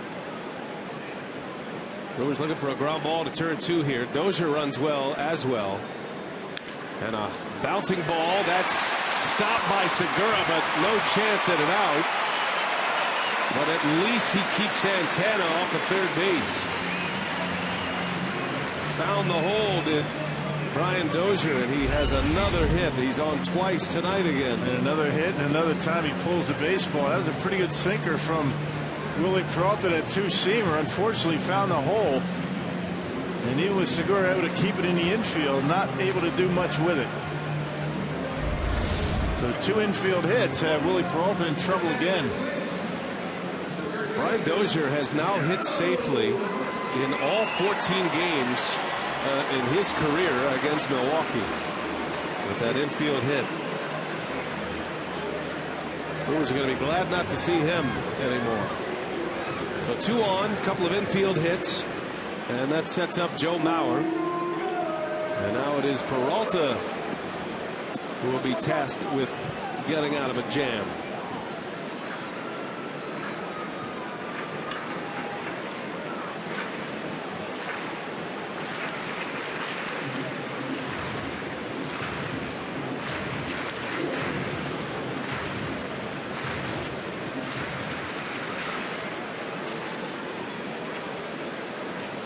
Mauer had 3 hits on Monday in a loss.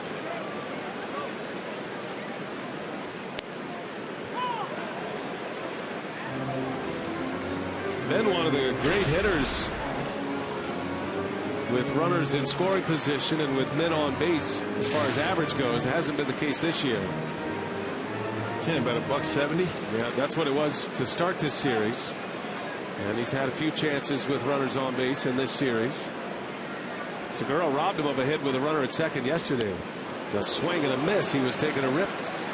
Officially 159 coming into today's game, and he's 0 for 1 with runners in scoring position. He had an opportunity in the first inning.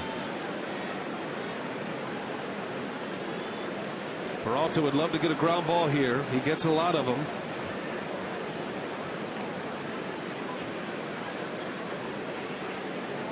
Got a lot of speed on the bases in Santana and Dozier. And a pickoff play, going to be close. Safe is the call. Just back. Segura snuck in there. Good throw by Peralta. And a long way to come, because Joe Mauer very good at shooting that hole between shortstop and third base. Really can't cheat too much with him up there. Segura able to sneak in behind the daylight play. Redicky must have got a quick word from the clubhouse. He took 2 steps out on the field and then came right back. He was thinking about a challenge. 0-2 to Mauer. And that one's hit hard, but right at Gomez. Santana's going to tag, and now he'll stop and go back. He could have made it. The throw came into second base. A line drive out. Both runners stay put. And Carlos Gomez just so aware of what's going on around him. I think he's kind of peeking and watching what Santana's going to do. I think he's looking at it right there, and that's why he throws to second base. I mean, I think if Santana takes off to third, Gomez is going to gun him down. It's amazing to watch the eyes of these outfielders sometimes. You see a line drive coming at you, he's peeking at the runner to see what he's going to do, and Gomez with a good throw into second.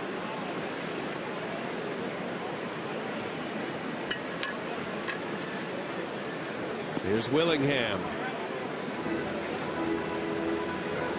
100 pitches on the board for Willie Peralta, which tells you this will be his last inning. Bullpen is quiet for now. One man out, 2 on.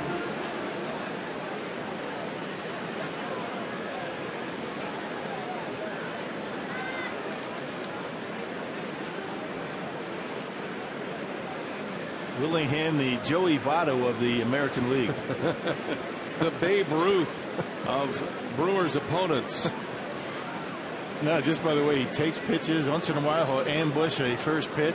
You got to be careful with this guy. He will do that. And he lifts that one high in the air to center. Playable for Gomez. Again, Santana is going to tag.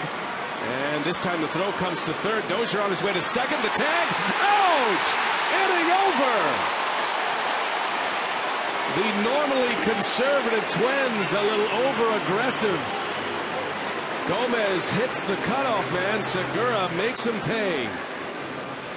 And what looked like a promising inning for the Twins ends up with a 0.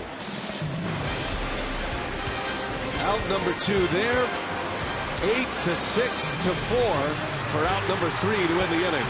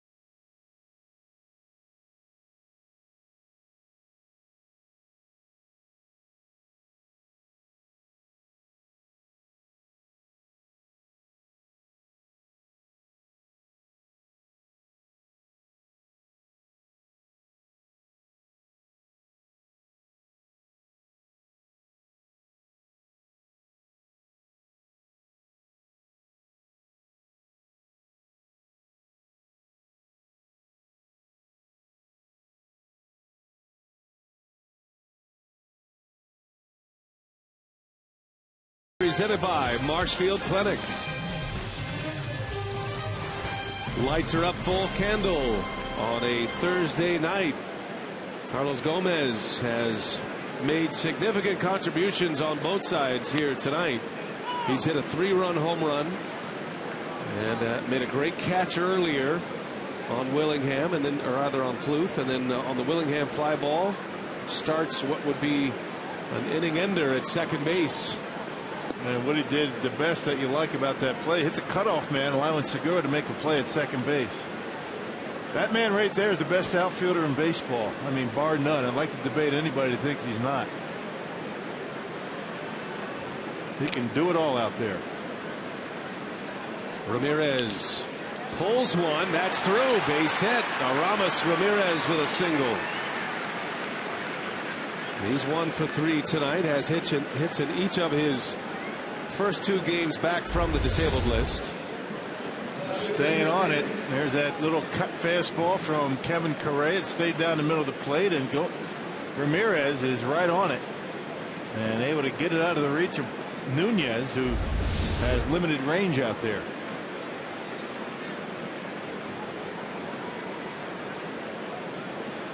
So here's Chris Davis now,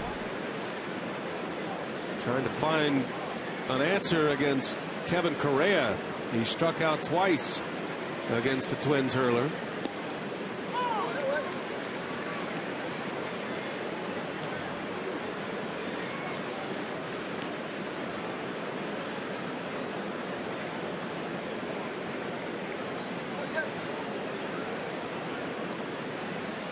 Double barrel action in the Minnesota bullpen. Thielbar, the lefty, Schwarzak, the right-hander. He's been up throwing for a while now.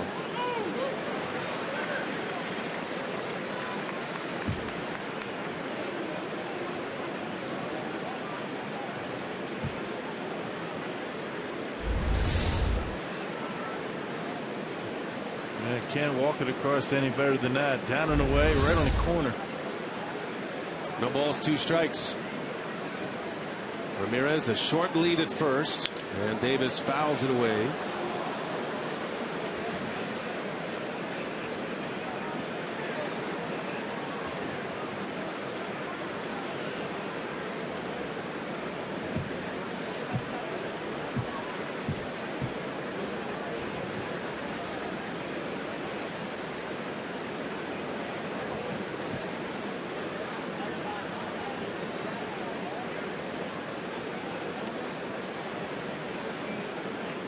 Another 0-2 in the dirt.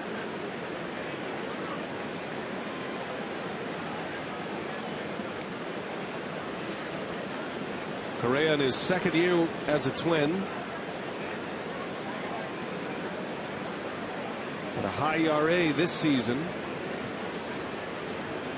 He had 2 starts in the month of April where he gave up 13 earned runs in 8 innings. 2 blow-up starts. Killed that earned run average.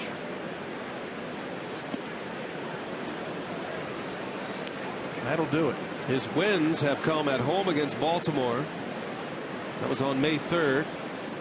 And on the road in San Diego, his former team. That was May 20th. That's his last win. 2-3 record, and or rather 2-6 record. 2 balls, 2 strikes.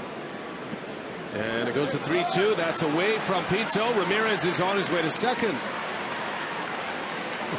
So good base running. Ramirez still not in a sliding mood. Remember, he hurt his knee sliding last year, and he's got all kinds of mental problems with how he's going to slide from here on out. So he's not going to go unless he can stand up. That's right. And if he has to slide, he'll go head first. Right. Now, you see, Pinto shifts across, but he doesn't square his shoulders up, and Ramirez is able to get in there without any sliding. That's what the key is there. Wild pitch. And there is the tying run at second base. Full count to Davis. He was down 0-2. And a bouncer foul. He's hanging tough.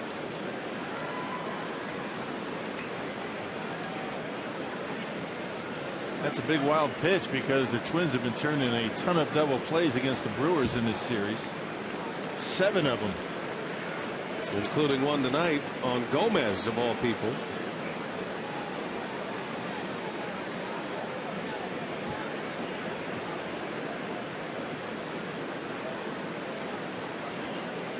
Another 3-2 offering. Correa deals. Davis fouls another one off. What an at-bat going here for Davis. Pitch counts climbing for Correa. And that was a good pitch to hit, too. A little bit of an uppercut that time by Chris, trying to level out that swing as he backs out.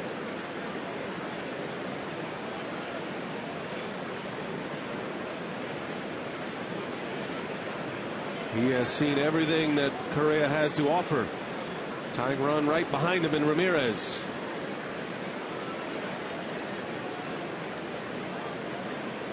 Three and two again, and Davis into right field. That ball's well hit, going back, and it is gone. A home run.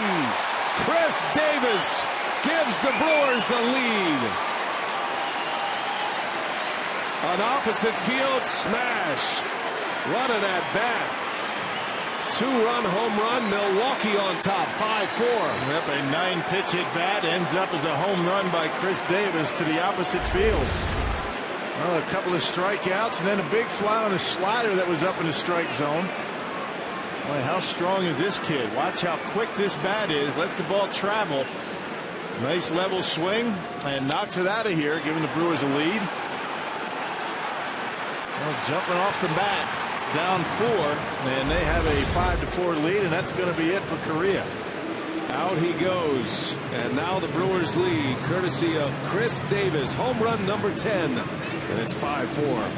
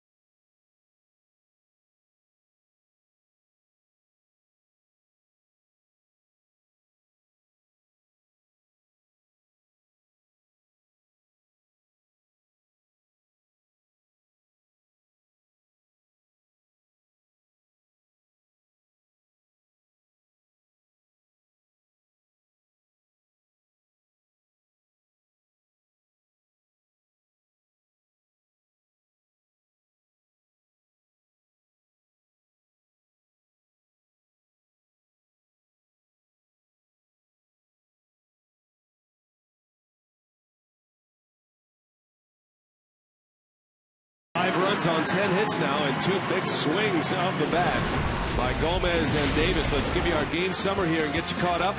It was a grand slam by Oswaldo Arcia. That was in the 3rd, gave the Twins a 4-0 lead. And then in the next half inning, in the top of the 4th, Gomez goes deep. A 3-run shot, and just moments ago, Chris Davis, a 2-run home run to right. Davis with home run number 10. The Brewers now lead 5-4 on the Toyota game summary. And Rock, we have a new pitcher on the mound as Gardenhire goes to the lefty with Jeanette coming up. Yeah, Thielbar, a Minnesota native, so he's making his 23rd appearance. He was actually a 18th round draft choice by the Brewers back in 2009 out of South Dakota State University. Well, pretty good numbers, an earned run average under 4 last year with the Twins. Had an earned run average under 2. He's had good success. One of 3 lefties down in that Twins bullpen.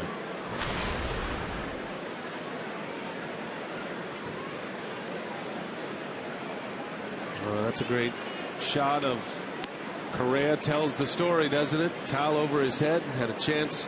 Had a win. Was in the lead. Had a big lead, as a matter of fact. 4-0 in this ballpark. Feels like it. And cannot get through the 6th.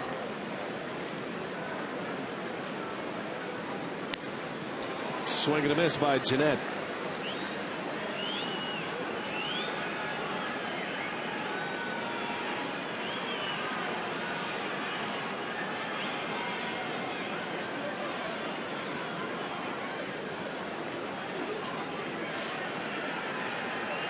Had a single to start the inning. Ramirez.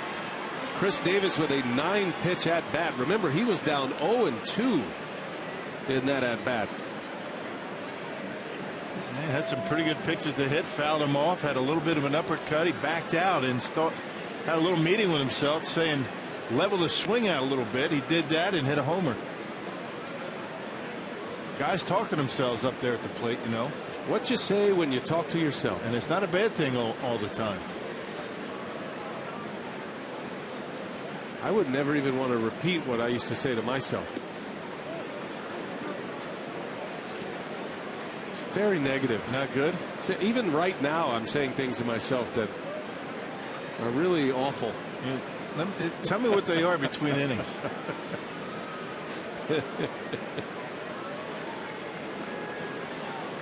Just as long as I don't answer back, right? That is a foul tip into the middle Pinto and a strikeout. First out of the inning as Thielbar comes in, gets a K. Remember our Carsoup.com trivia? Our producer Brent Reeland giving you plenty of time to mull it over. Who was the first player selected by the Brewers in the '69 draft? Now that was technically the Seattle Pilots, but the Brewers franchise draft. It was Gorman Thomas out of South Carolina. Stud high school quarterback, or was he a receiver? One of those two. I don't know. Reynolds, little bouncer over to third. It's bobbled by Nunez, and Reynolds is safe. That is the third error by Minnesota third baseman in this series in Game 4. Yeah, Plouffe had a couple errors in one inning back in Miller Park. Little chopper in front of Nunez, and he has all kinds of time. Reynolds not a base burner down there. Just comes up on a little bit, and that'll be an E5. First error of the game for Minnesota.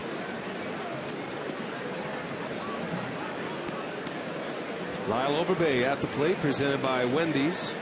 2 for 2 tonight, a couple of singles.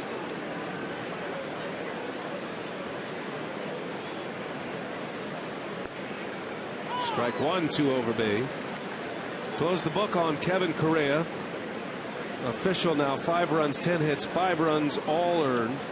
No walks, 3 strikeouts. Meanwhile, Willie Peralta, just over 100 pitches through 5 innings, giving up 4 runs, all on one swing of the bat by Arcia.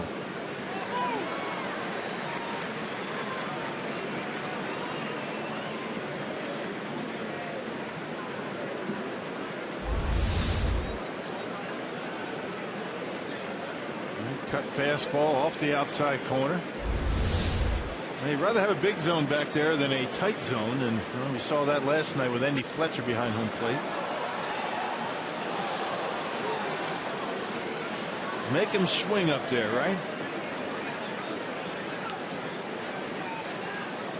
I think it'd make the game better.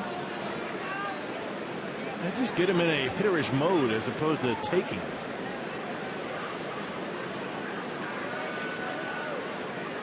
You know, you go back and watch tape of games, and you just pull up a game from the 50s or the 60s. 70s, 80s. Yeah, that's true, too. Don't have to go back that far. I mean, the game is just, you know, guys were up there to hit. They were in the box. They swung the bat. Runner takes off Reynolds, and a strike called, and the throw is wide. Overbay called out on strikes, but Reynolds is in with a stolen base. That's his 3rd of the year. Reynolds has a little sneaky speed. And got a pretty good jump. The left-hander not paying much attention to him. And Thielbar with all arms and legs. Takes a while to get rid of it. And not a good throw by Pinto. And that's going to be the end of the line for Thielbar. Reynolds with number 3.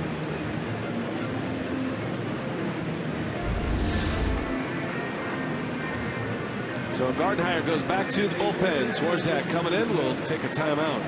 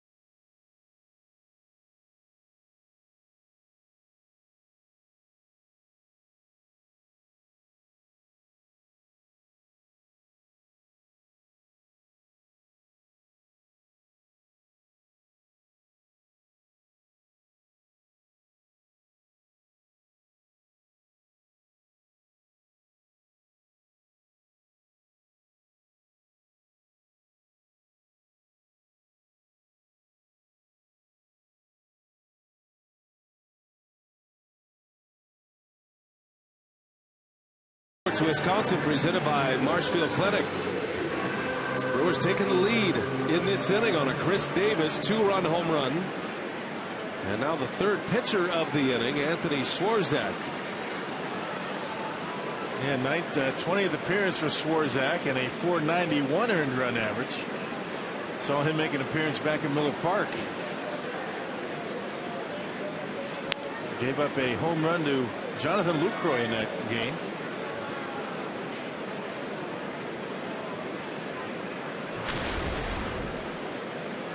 Gene Segura back to the top of the Brewers order with Reynolds at second base.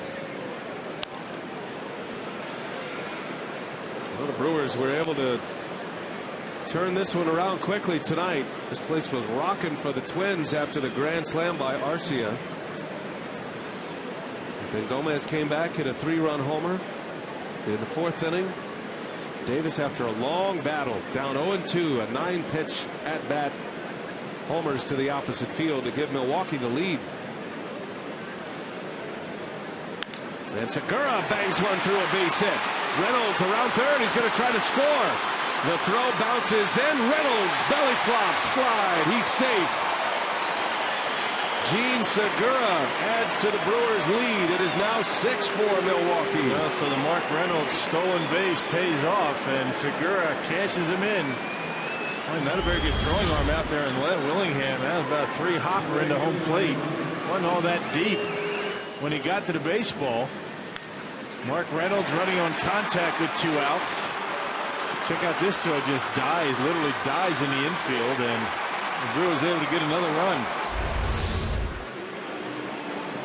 Reynolds doing it with his legs on his 3rd steal. Reynolds, you know, he once stole 24 bases in a season. The year he hit 44 homers with the Diamondbacks, he had 24 steals that year. Back in 09, he can do that.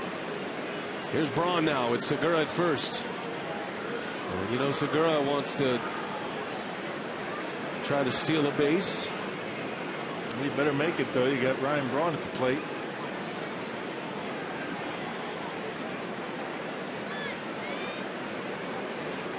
Braun with 2 hits tonight, 2 for 2, or rather 2 for 3. There goes Segura. Braun lets him run. The throw to second, no chance. Segura swipes it easily. And you got to pin that one on the pitcher, Swarzak. Segura got a great jump. You know, so did Mark Reynolds. You know, the left-hander field bar out there. Reynolds with the stolen base, a slide step by the pitcher, but didn't pay much attention to him. Boy, how many steps did he have before Swarzak got rid of it? Probably about 4 steps. Stolen base number 12. And another run out there in scoring position.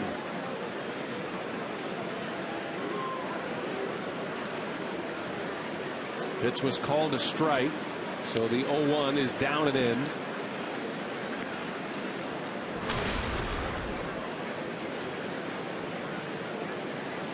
Willie Peralta has been sitting a lot as Rob Wooten starts to dial it up. Figures that Wooten would come in now. Peralta's pitch count over 100. It's been a long inning. And Braun over to Dozier. Hit it sharply, but right at the Twins' second baseman to end the inning.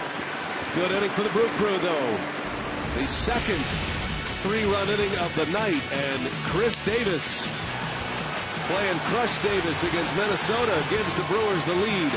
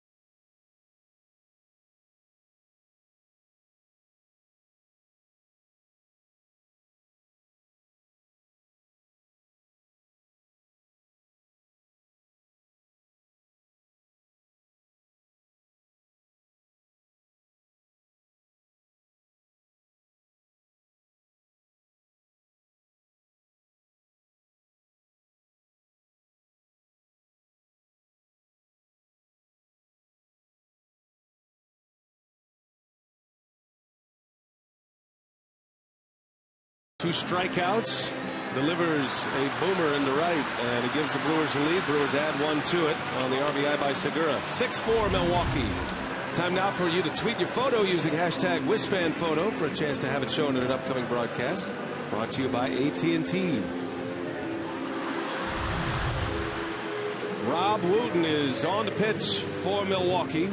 And took a loss in last night's ball game. Came in the 7th inning, got the first 2, gave up a hit. Got taken out. Will Smith very rarely gives up any hits or runs, and allowed a couple of runs to come across. So Rob Wooten looking to atone for last night for a clean inning. Close the book on Willie Peralta.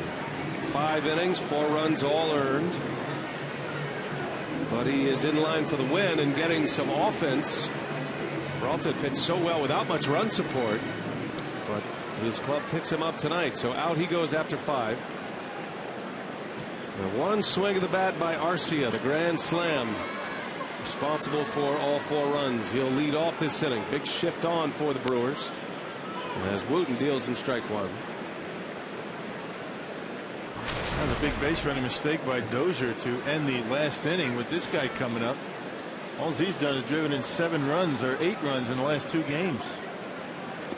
Had the game-winning RBI yesterday in the 7th inning. That was after a 3-run home run earlier in the game.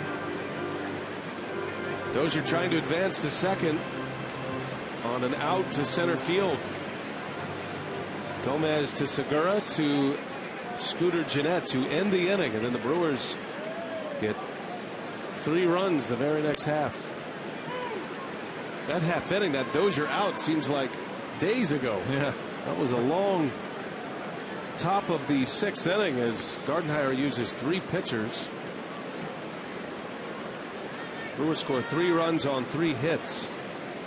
There was also an error in the inning.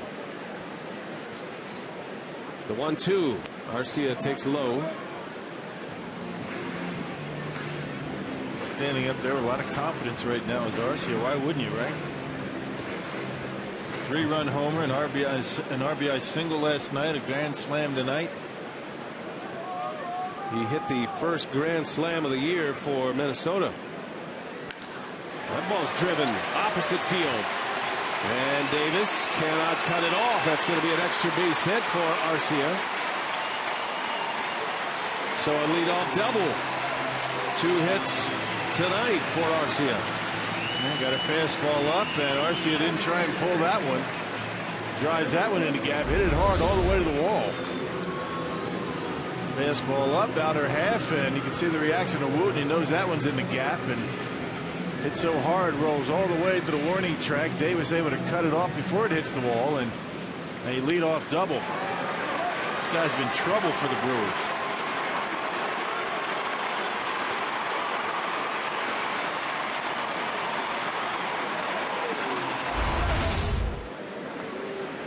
Tying run at the plate now. And a power hitter in Plouffe. He bunts through it. Arcia fell down. And the Brewers should get an out of this. Yeah, he's hot. Oh, Reynolds drops the ball, the tag, and out at second base. Yeah, that was Arcia, about as ugly as it gets. Yeah, Arcia's hurt. I don't know what he did, but he's limping. Well, Arcia gets picked off, gets hurt. Reynolds drops the baseball, but they still get the out. Well, that could be a big injury for Minnesota. This guy's been red hot. Putout goes 2 to 4 to 5 to 6. Yeah, he fell down in a heap. That right leg, right ankle gave on him. Still able to get him out after dropping the baseball. Check the right ankle here as he tries to stop. Ooh, yeah, man. Still tries to get in a rundown and does his best to try and get back to second base. 2 base running mistakes by the Twins tonight. 2 outs on the bases. I was a little surprised Plouffe showed bunt right there. Well, I'm just getting ready to say, I mean, here's a run producer and you got a man at second base. They had Reynolds behind the bag, of course, for a guy like Plouffe, but And it's surprising everybody with a bunt attempt. He bunted right through it. Trevor Plouffe is Minnesota's best run producer with 35 RBIs. Wooten's got him down 0-2 and a ball away, 1-2.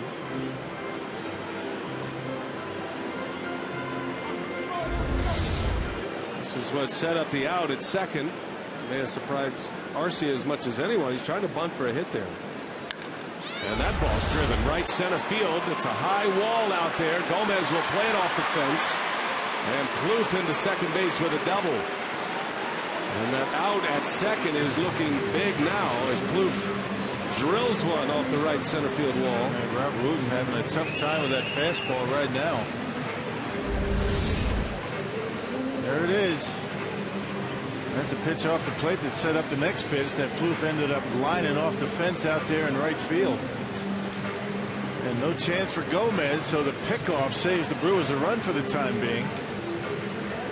First two hitters squaring up Rob Wooten pretty well. That double sends Plouffe to the top of the American League.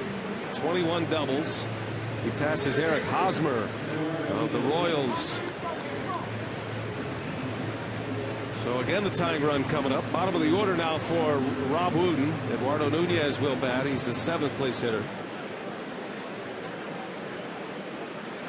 Two hard hit balls off Wooten in the 6th inning. But a pickoff play eliminates the first base runner as Wooten hits the corner for a strike.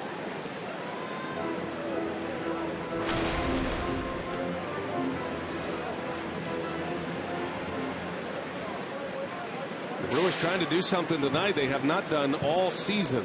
That is come back from down 4 runs or more. Bouncing ball, Segura in time to get Nunez out number 2. Plouffe advancing to third base. But Wooten has 2 gone with Pinto coming up.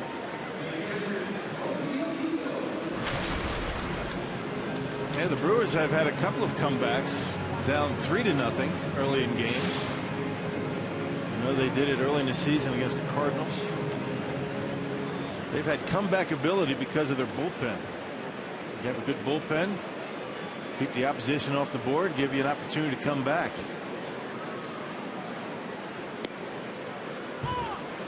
Josmil Pinto takes strike 1.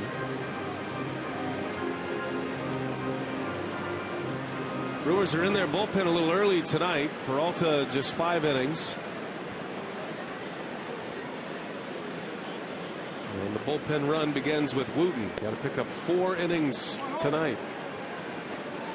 And 1 each. We'll see how Ryan Renicky wants to do it.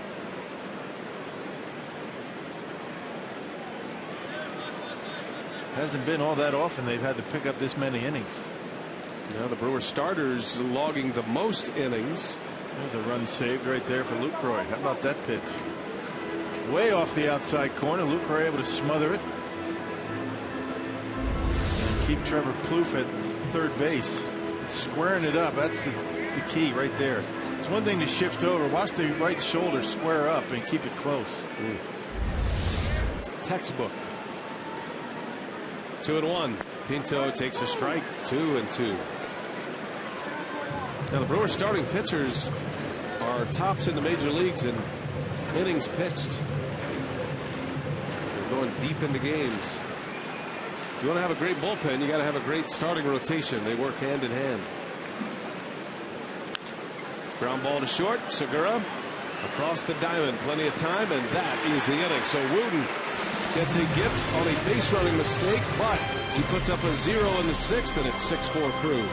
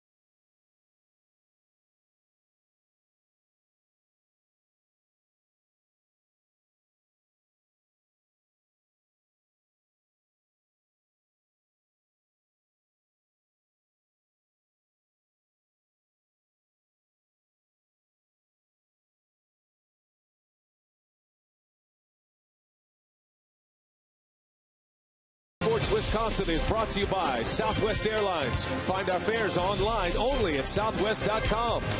By the Wisconsin Lottery, reminding you to please play responsibly. And by Miller Lite, now in the original can, it's Miller time. Under the lights of Target Field last night here in the regular season. 6-4 Milwaukee. The Brewers coming all the way back. They trailed 4-0. Oswaldo Arcia limped off the field last inning and has been replaced in right by Chris Parmelee. And if we get an update on Arcia's condition, we'll pass it along. So the Brewers lead 6-4. Here is Lucroy to start it. Lucroy, Gomez, and then Aramis Ramirez. That's a big bat to be without for the Twins. Hate to see anybody get hurt, but that certainly makes the Brewers' job a little bit easier, not having to deal with him.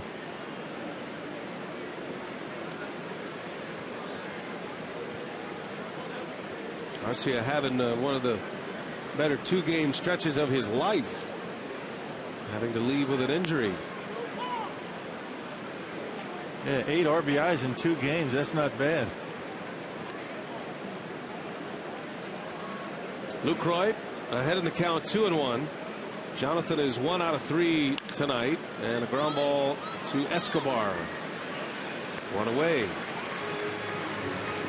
Hey ladies, join the crew for Girls Night Out. That's Saturday, July 26th, when the Brewers take on the Mets. Enjoy an evening of fashion in Miller Park's exclusive Gale Club with fashion tips, merchandise discounts, and complimentary gift bag and more. For details, visit brewers.com/brewed4her. You ever heard of Mike D, the Beastie Boys? No. Gomez drops a bunt down foul. Does that have anything to do with this? Yeah, that first line. Hey ladies. It'd be much better in Mike D voice. That was just saying. That was a Jerry Lewis line, wasn't it? Hey lady. Oh man. Just weaving through the generations here on Brewers television. It was Jerry Lewis. I'm sure that's where Mike D got it from. Right. Hey ladies. Oh man. No, I know who Jerry Lewis is. Yeah, I know. Who's the other one? Mike D. Yeah, no. The Beastie Boys. Foul ball. Mauer gives it a look in the seats. In case you just joined us, Carlos Gomez, a 3-run home run in the 4th. Yeah, right after a grand slam gave the Twins a 4-0 lead. Carlos Gomez gets 3 of them right back. Home run number 12. 35 RBIs for Gomez. That was a big swing for the Brewers in the 4th. 6 has been the magic number in this series, hasn't it? He gets 6 runs, and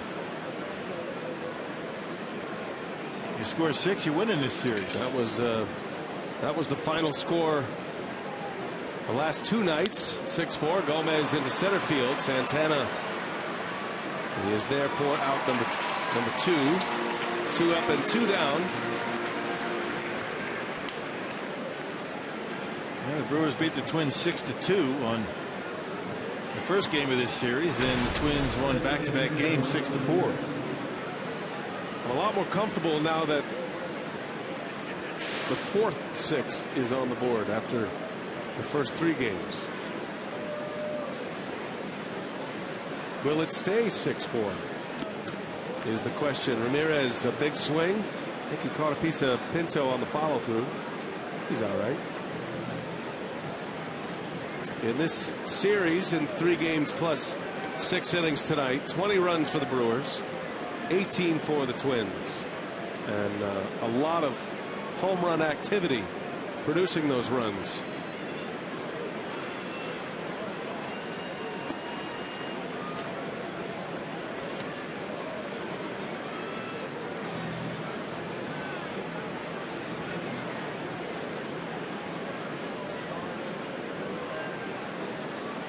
Ramirez fouls it off. Hit it sharply, 1-2 the count. Nice play up there.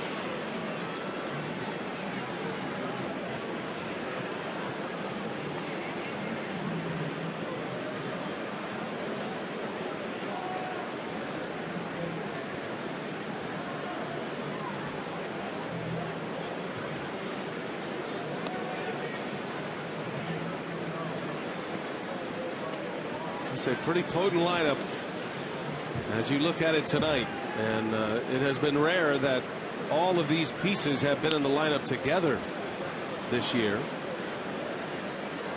Ramirez returning from the DL yesterday. He figures to play third base tomorrow when the Brewers open up a series in Pittsburgh. Yeah, Brewers have had a ton of success when they've had Gomez, Braun, and Ramirez all in the lineup at the same time. And if we call them the big three, no disrespect to Lucroy, but those are the three that have been dealing with injuries. But the Brewers are 10 games over with those three in the starting lineup together. On the ground to Escobar, and Schwarzak with a 3-up, 3-down 7th inning. It is stretch time at Target Field. The Brewers 6, the Twins 4.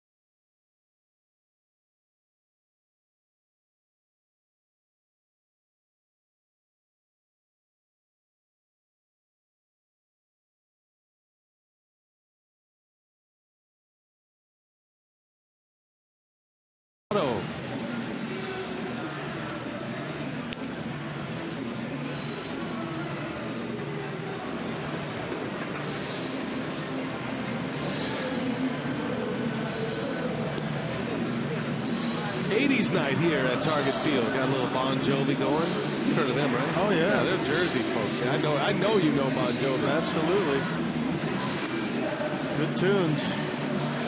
Everybody's going to sing now, Rock. Join in. They've been rocking out up there in the patio up there in the what's that, third deck up there. There's a lot of things that I'm not able to do. Singing is one of them. Brandon Kinsler is the new Brewers pitcher.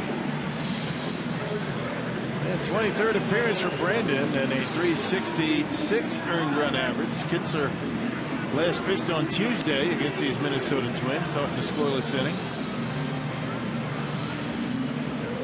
That's Rob Wooten very fortunate to get through his inning, the 6th inning, back-to-back doubles, but a pickoff. Goes a scoreless inning. Kinsler here in the 7th.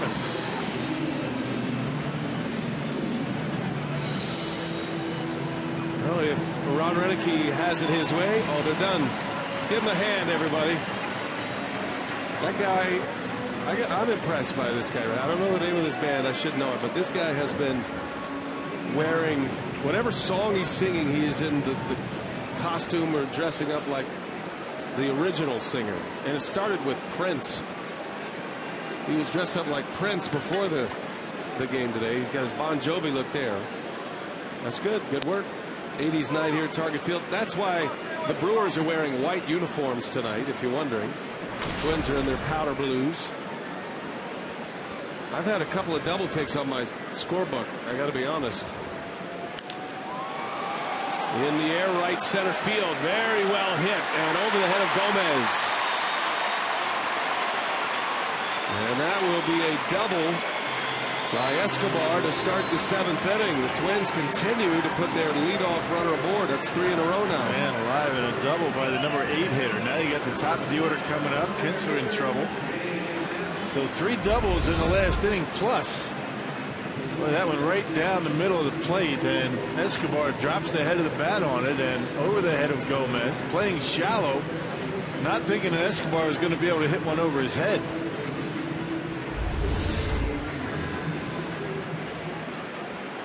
Tying run back at the plate. Here's the speedy Santana. 2 hits tonight. He's 2 out of 3. Starting to get a good idea why Gardner wants this guy in the lineup in the big leagues. Even though he's playing out of position, playing center field, he's shortstop by trade.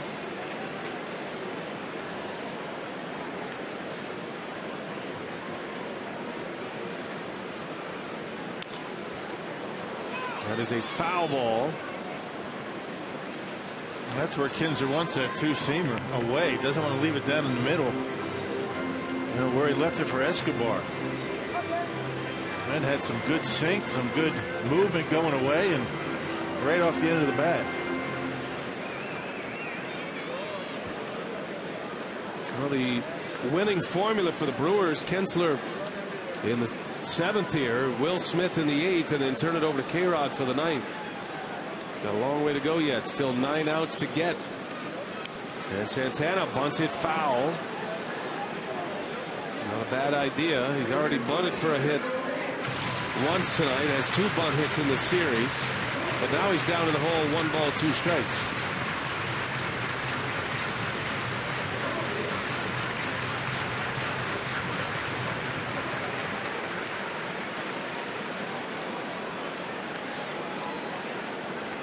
Even though the Twins have had their leadoff batter reach base in the last 3 innings, they have not been able to drive anyone home.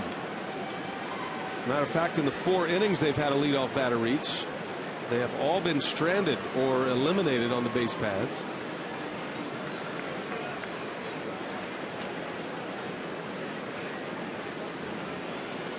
Escobar at second, a leadoff double.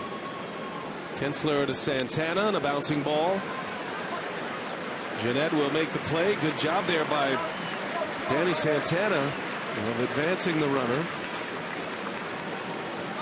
Hey, the Brewers returned home on June 13th against the Cincinnati Reds.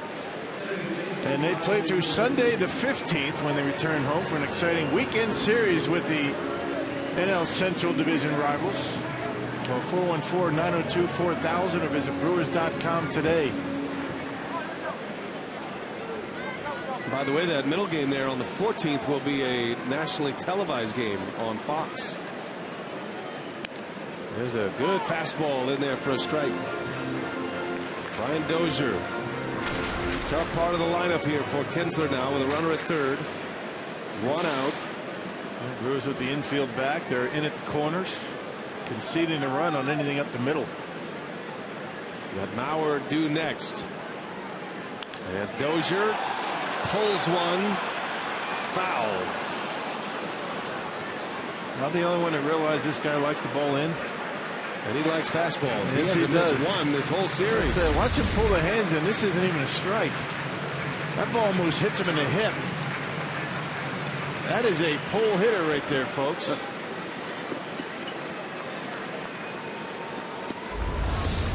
Kind of reminds me of a right-handed Chase Utley in approach.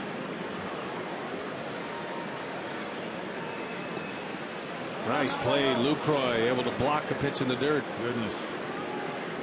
And what I mean by that is, you know, Utley, he stands right on top of the plate. He's closer to the plate than Dozier, but Dozier really dives. And even outside pitches, he hooks. Yeah. We saw him hit one over the head of Schaefer yesterday that was on the outer half of the plate.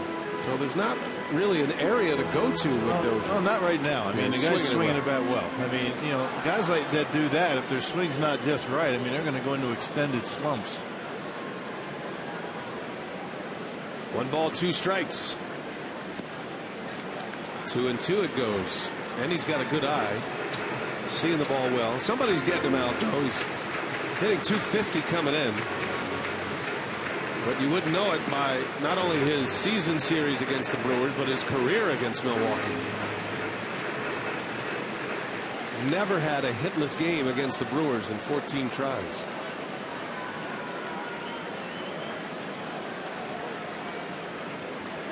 Runner at third, 1 out. Kinsler just missed. Full count now.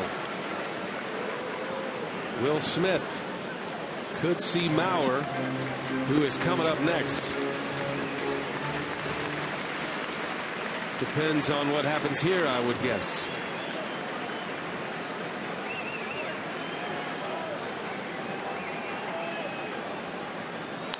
And a bouncer right back to Kinsler. And there is out number 2, and that's a big pitch for Brandon Kinsler. Got him away. He tried to pull it, and an easy comebacker to the mound. That's the thing about pulling everything. You make your pitch, you get it down, you get it away, and you get them out. Tried to pull that one. Good luck. And that is a huge out for Kinsler on ball 4. Well, and Renicky is going to make the play here. He's going to go to his left-hander Will Smith in the bullpen with Mauer coming up and Willingham after that. So Kinsler, a leadoff double, gets the next 2, and now Smith coming in the 7th inning once again. Pitching change at Target Field. The Brewers lead by 2.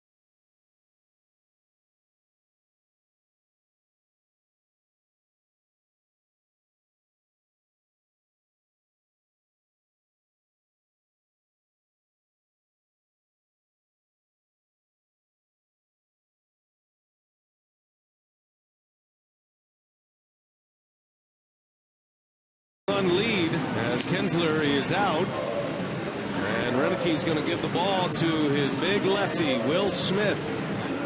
Gave up a couple of hits last night. The loss went to Rob Wooten last night, but Smith giving up a couple of inherited runs as the Twins took the lead in the 7th, and right back on the horse tonight. He's been one of the best. Yeah, he's been able to retire 15 of 19 inherited runners. One of those inherited runners scored in last night's game, and well, you know Will Smith wants to atone for that. Got a tough customer who's usually good against lefties, and Joe Mauer coming up with a man in scoring position. Yeah, throughout his career, Mauer's been good against lefties, but not this year, hitting only .208 against southpaws. And Will Smith has been tough on lefties.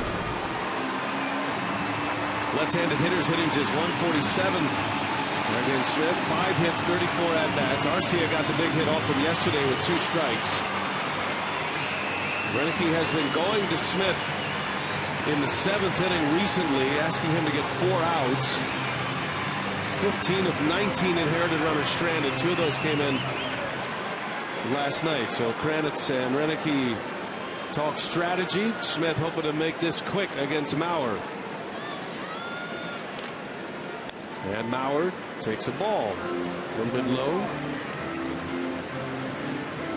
Those are the splits for Mauer this year. And typically late in the game, he sees a lot of left-handers. Always has. 2 outs, runner at third. Brewers lead by 2. And a breaking ball. 2-0 the count on Mauer. Not a whole lot of history there, but what is there is good for Smith. And he just made Mauer a much better hitter. Now he's got a 2-0 count. He can be very selective up there.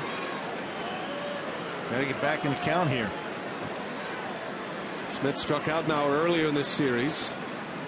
And he gets him in the air. Left field, playable. Chris Davis is there. And Will Smith on 3 pitches gets Joe Mauer. Brewers still lead it 6-4 Crew as we go to the 8th.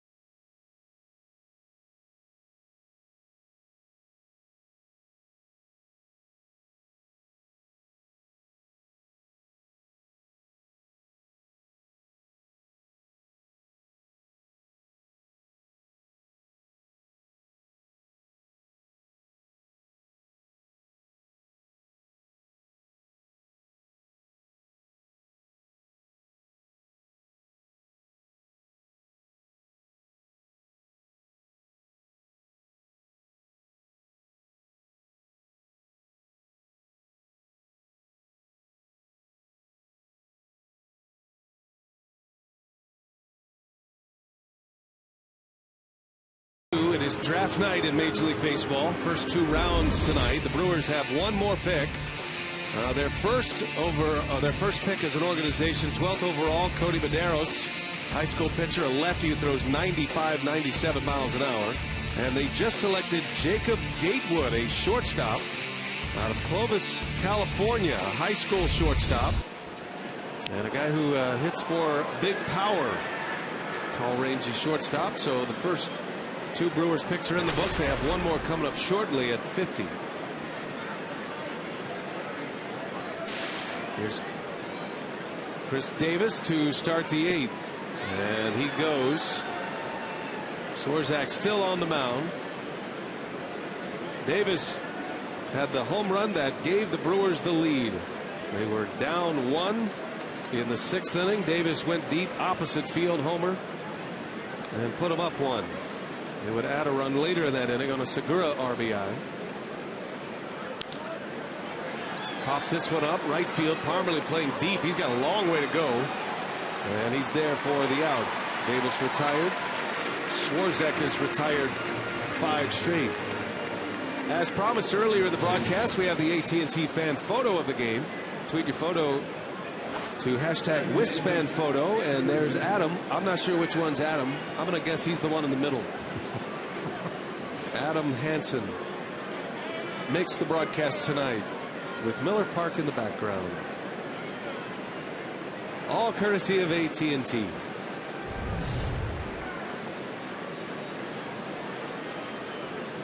Here's Scooter Gennett and a little flare to left. Willingham is there. 2 outs.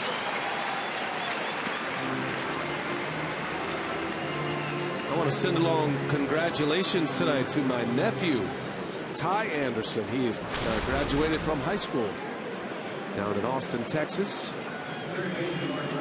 Congratulations to Ty and my brother Mike. What are his plans? Lori. What are the plans for He is on his Ty? way to Baylor University, Sikkim Bears.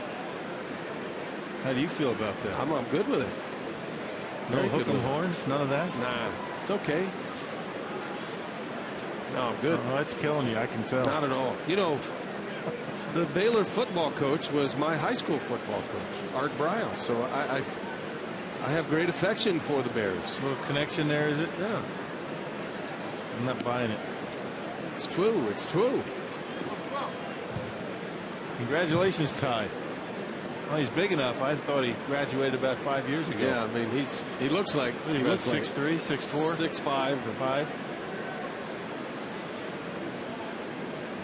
He's Schroeder size. Yeah.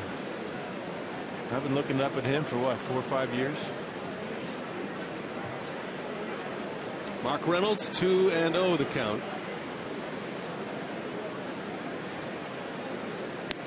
We got another hello to pass along. Evan says hello to mom and dad and everyone, not just some people, but everyone from Hartford High School. Okay, yeah, he works for the Twins now. Yes, he does. Evan. Spent a lot of time up there, Holy Hill area. Beautiful if you've never spent any time up there. Up there in the Lake Country in Holy Hills. Fox and Hounds restaurant up there. Yeah. You ever been up there? I have. I live fairly close to that. Go up there all the time. It's great in the wintertime, too. Get a good view of the whole Lake Country area.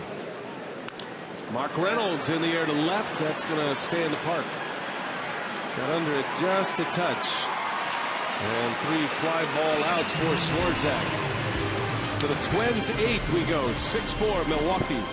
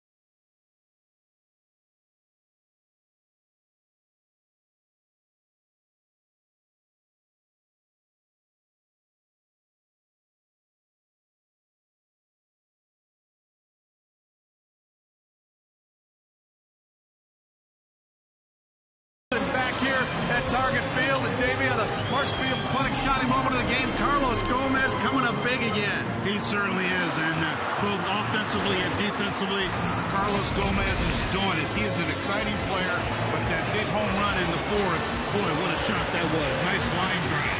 Yep, so he robs Trevor Plouffe, and then he gets the Brewers to within a run with a 3-run shot. Join Davey and me after the game for Brewers Live. We'll hear from Ron Renneke, get you all the post-game reaction, and set you up for the Pirates series. Let's go back to BA and Rock as we turn back the clock on 80s night, guys. And you guys are in your prime right now. I can tell. Jeff and Rock, Davey, feeling good about things tonight. 80s night at Target Field as the Twins decked out in their powder blues. Brewers in the ball and glove unis. Will Smith back at it. And the shift on for Josh Willingham. It took just 3 pitches for Smith to retire Mauer. Got him to fly out on a 2-0 pitch. Yeah. Fastball up in the strike zone, and he jammed himself. Did the big shift for Willingham with Scooter Gennett on the third base side of the bag, straight away in the outfield.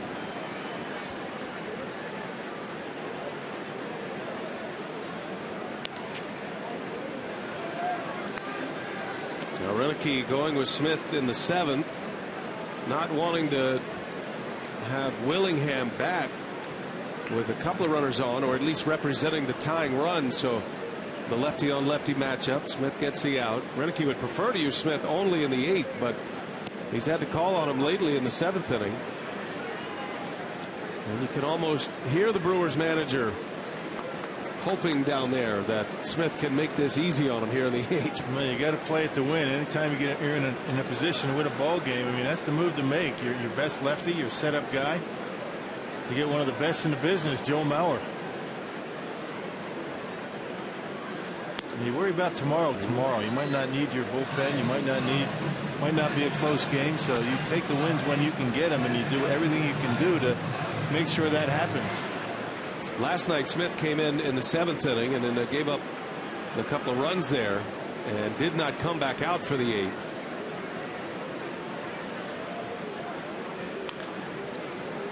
And we're just getting to know Will Smith, and he's just getting to know himself at the big league level, but he's big and strong and would appear at this point to be a very durable pitcher. He wants the ball. He's among league leaders in games pitched. So far, the Rays hasn't shown any signs of fatigue. First sign of fatigue is, leaving breaking pitches up in the strike zone. Hasn't really done much of that. Full count to Willingham, and a bouncer foul. Grew up a Braves fan from Noonan, Georgia, just outside Atlanta, about 20 minutes outside Atlanta. He was such a Braves fan that when he was a kid, he wanted to change his name from Will Smith to Tom Smith for Tom Glavine. Just call me Tom, he told everyone as he walks Willingham. And again, the Twins put their leadoff batter on base. And bring that tying run to the plate. 3 times now Willingham has walked. Well, he's a walking machine, isn't he? Hey, with all-inclusive areas, tailgate facilities, and more, it's no wonder Miller Park was recently voted the state's top location for a group outing. To book a group event at Wisconsin's premier entertainment venue, visit brewers.com/groups.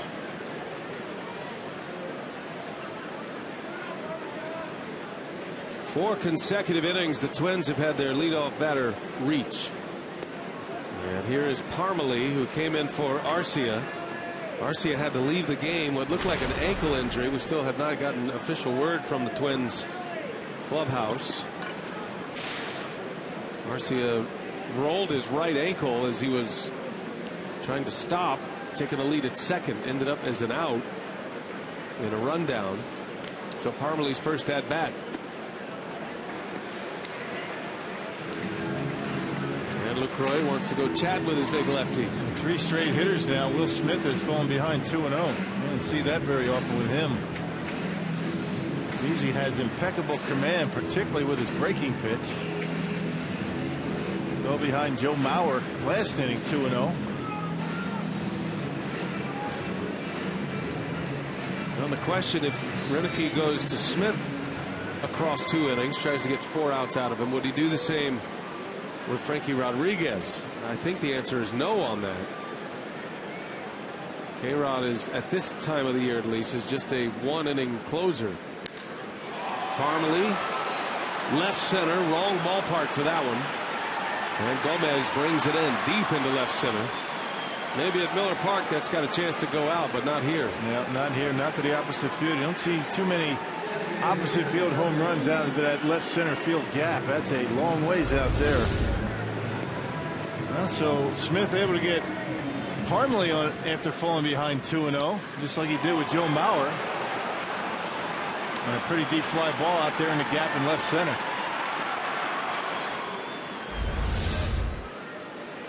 And there's your answer, Tyler Thornburg, in case Smith can't finish this inning. There's a strike to Plouffe.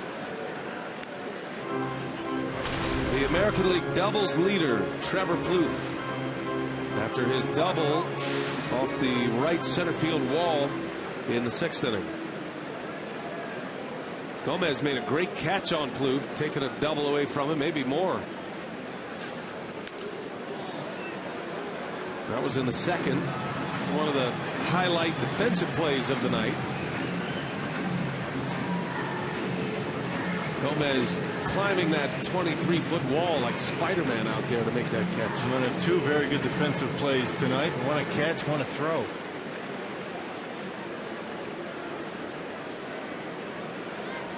Brewers are set up to turn 2. Smith would love one to get out of the inning, and that's down and in. They'll ask if he went. He did not. Are you kidding me? There's a quick check swing, or at least a call on a check swing, and that means that is a hit batter, and it's going to be first and second. Man, how can you say he didn't go there? That bat goes right through the strike zone. It hits him. Man, Brewers really haven't got too many calls from this umpiring crew in this series. Hits him on the leg, but did he swing?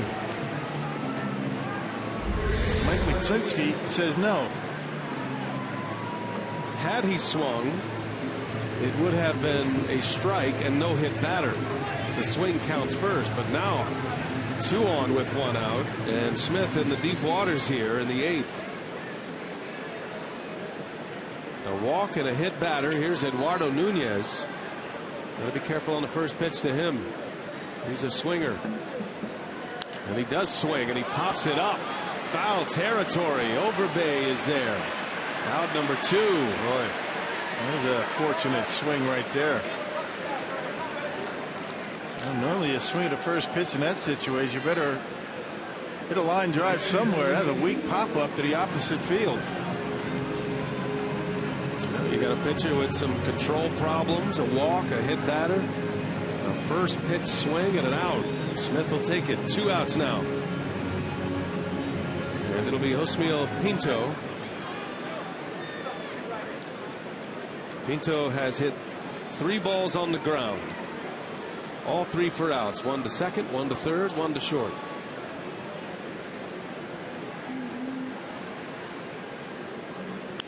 And he pulls that one. That's fair.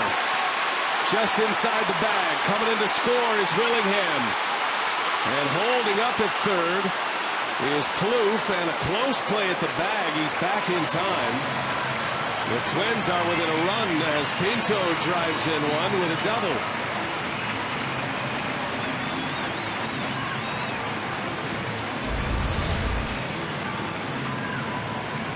Will Smith trying to get one on the outer half of the plate, leaves it middle in, and that's a ball on a tee for Pinto there. You can see Reynolds playing the line, and I don't know how he got in between the line and Mark Reynolds, but he did. A double, and the Brewers fortunate that Davis able to handle it cleanly, or they would have tied the game. 8th place hitter Pinto, an RBI double. Here is Escobar now, who doubled his last time up. 2nd and 3rd, 2 outs. And a base hit here could give the Twins the lead.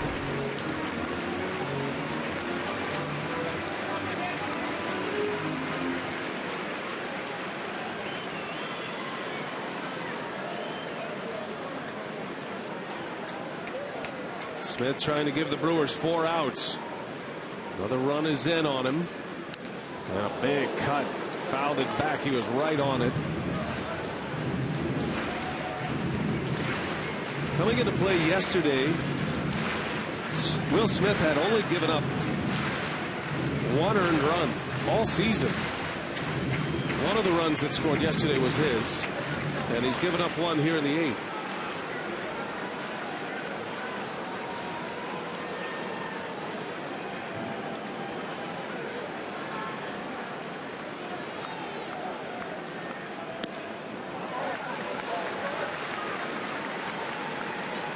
Just continues to fall behind in count. That's not something you have seen much out of Will Smith. Maybe some fatigue setting in. He's pitched a lot.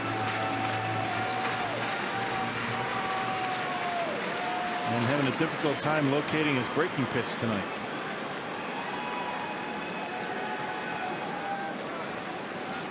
Tying run at 3rd. Go ahead run at 2nd. Bottom of the 8th inning. And Escobar in the air to right. Here comes Braun. He wants it, and Smith is going to get through the inning. But the Twins score, and they are within a run. Smith gives the Brewers 4 big outs. 6-5 Crew.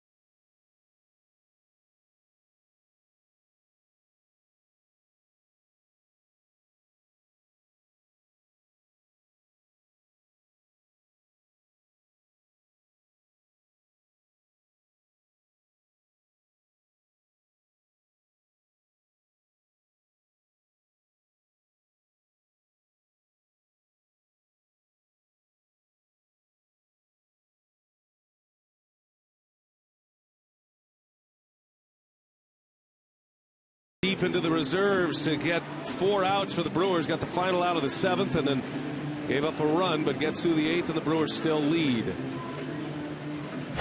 here we go to the 9th. The Brewers have the lead here with 2 big swings of the bat. Carlos Gomez, a 3-run shot in the 4th, and it was blistered off the batter's eye in center field. And then Davis comes up with the Brewers down a run.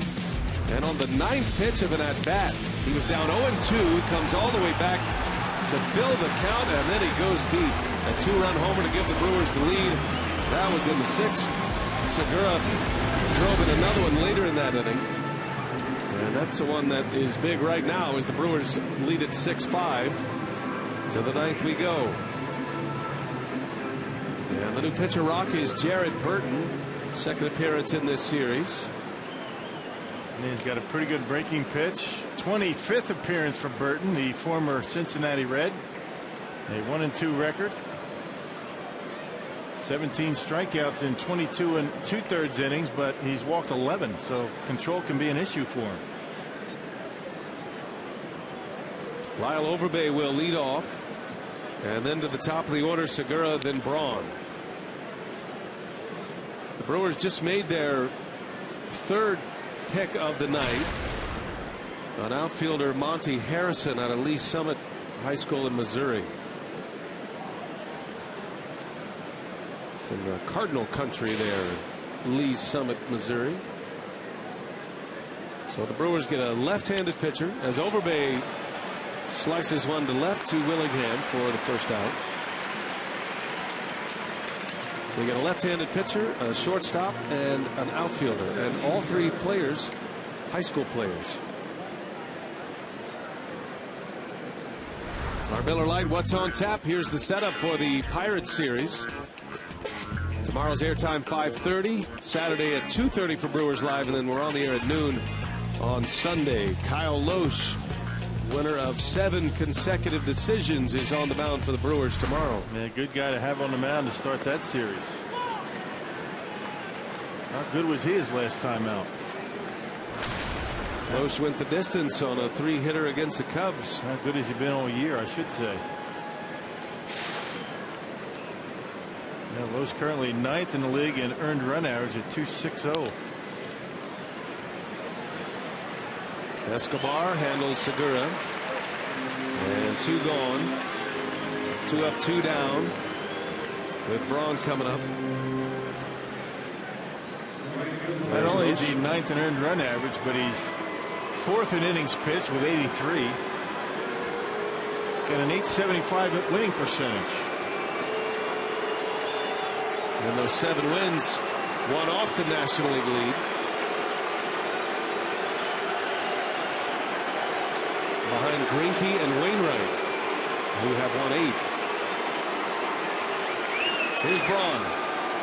No picnic coming up in the bottom of the 9th for the Brewers. The Twins are going to have the top of their order: Santana, Dozier, Mauer, if anybody gets on Willingham. And it'll be K-Rod to try to get the Crew to the finish line tonight.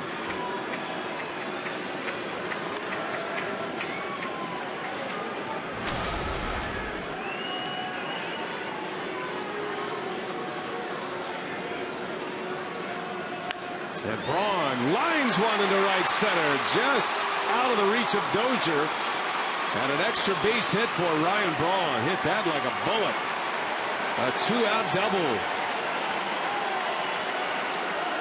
Well, you can't hit it any harder than that. Just out of the reach of a leaping Brian Dozier, and all the way to the gap, and gets himself into scoring position with 2 outs. A breaking ball from Burton. A frozen rope out there over the head of Dozier. Maybe nice to plate that run right there. Get a little insurance for K-Rod when he comes in. 11 doubles for Braun now to go along with 9 homers. He's got 30 runs batted in. He has 3 hits tonight. And his updated batting average is .318. Here's Lucroy now.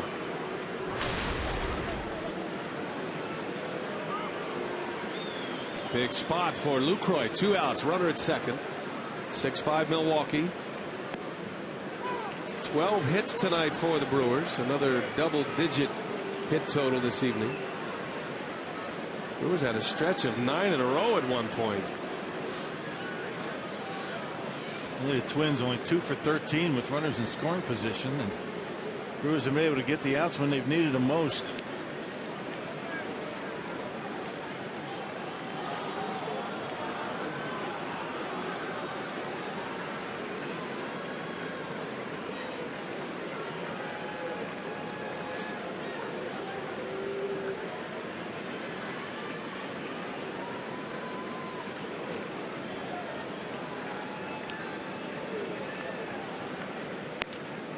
Ball and a strike on Lucroy.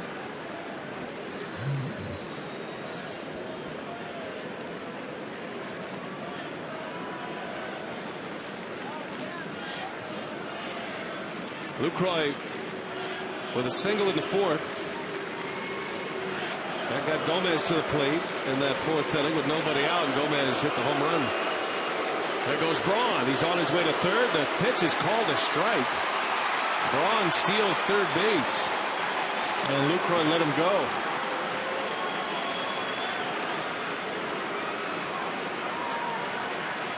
Well, Lucroy, a very good two-strike hitter. Saw that Braun had a great jump. Thought it might have been inside. Braun able to get in there without a throw. Fifth stolen base for Braun. 2 outs, a ball and 2 strikes. And Lucroy to right field. Hit pretty well. Going back. That ball is up and out. Lucroy, a 2-run home run. How about that? How about Lucroy? First of all, he lets Braun run. Burton coach tries to get him with a fastball, and he knocks it out of here. How good has he been? Well, they talk about a big 2-run home run right there.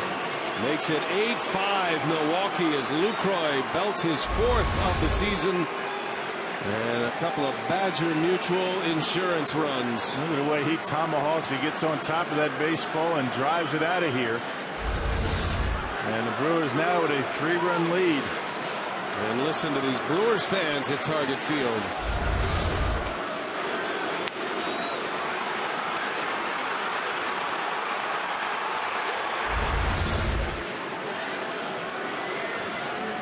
That ball had some carry to it. Yes, it did. Right down the line. But boy, how about tomahawk? A high fastball for Lucroy. Pitch up, out over the plate, gets on top of it, drives it out of here. So 2 outs, nobody on, and the Brewers with a couple of runs on the board. Gomez fouls it off.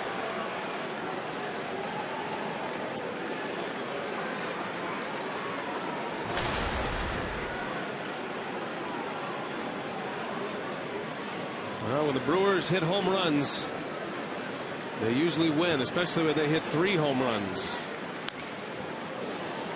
Gomez started it tonight with that 3-run shot in the 4th. Yeah, most teams win when they hit 3 home runs, right?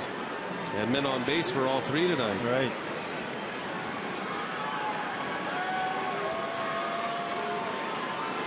No balls, 2 strikes. And Gomez hanging tough.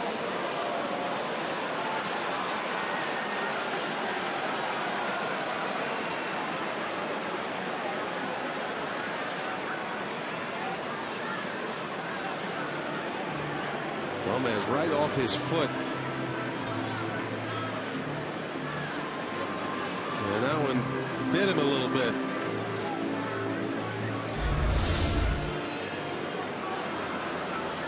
Two-seamer. Oh, I see. Yeah, that's not the foot. Never mind. He'll be all right. You're going to need a minute. The 0-2. And Gomez pops this one up.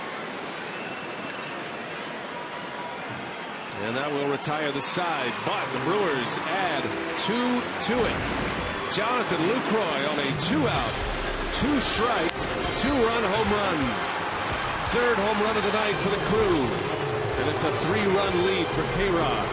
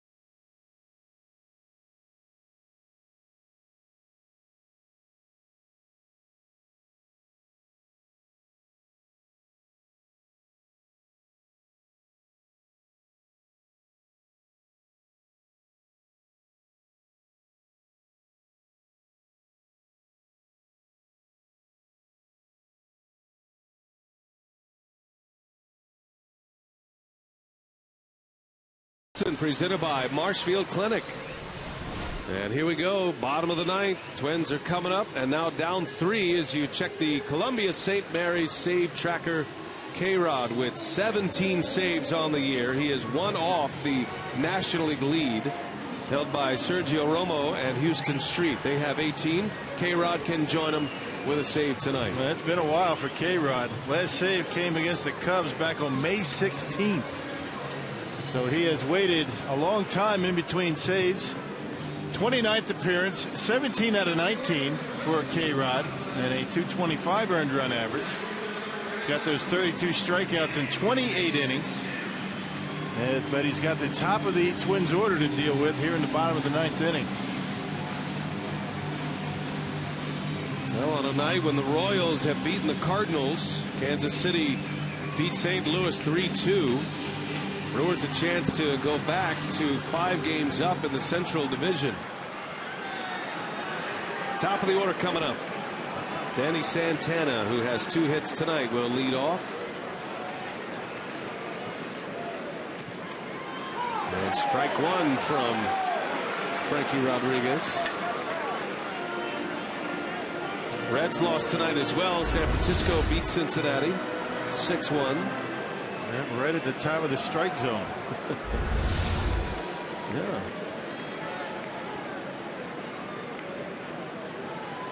A strike. K-Rod will take it. I think that if you're going to compare the due bucket, I think the Brewers are due a lot of called strikes. Yeah, at least in their minds. Chris Siegel's had a nice liberal strike zone. I'm all for it, for both sides. Yeah, he has. Me too.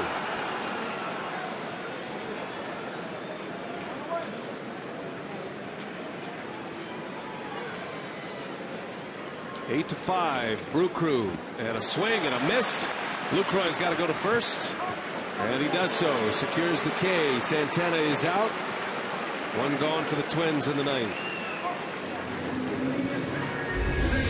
That changeup, such a good pitch to a young hitter. Santana chases it, and Lucroy clears the runner and gets you out of first base. Well, that 2-run home run by Lucroy changes everything in this 9th inning. Some breathing room. 2 out, 2 strike. Opposite field home run.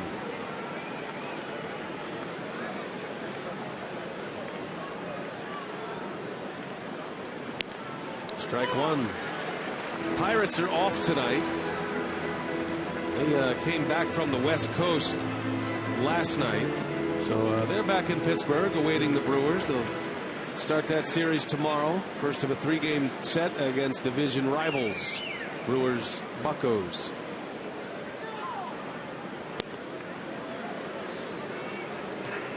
Giants beat the Reds. San Francisco now 18 games over 500 and the best record in the big leagues, but they took down Cincinnati in the process. So this could be a night when the Brewers pick up a game on everybody in the division except the Cubs, who won 7-4 over the Mets tonight.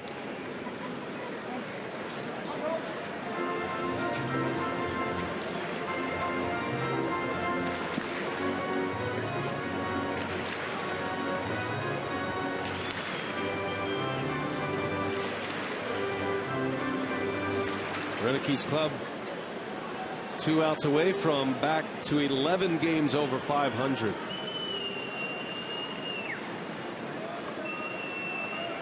The 2-1 outside, ball 3.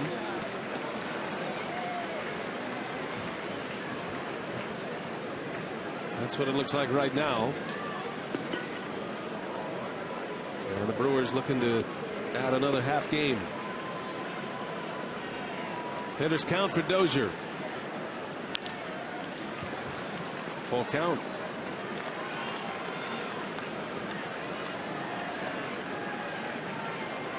Brewers have played good defense tonight. It's been a good game on both sides. I mean, it's been a good 4-game series on both sides. Hit here and there. Brewers won the opener Monday. Twins won the next 2.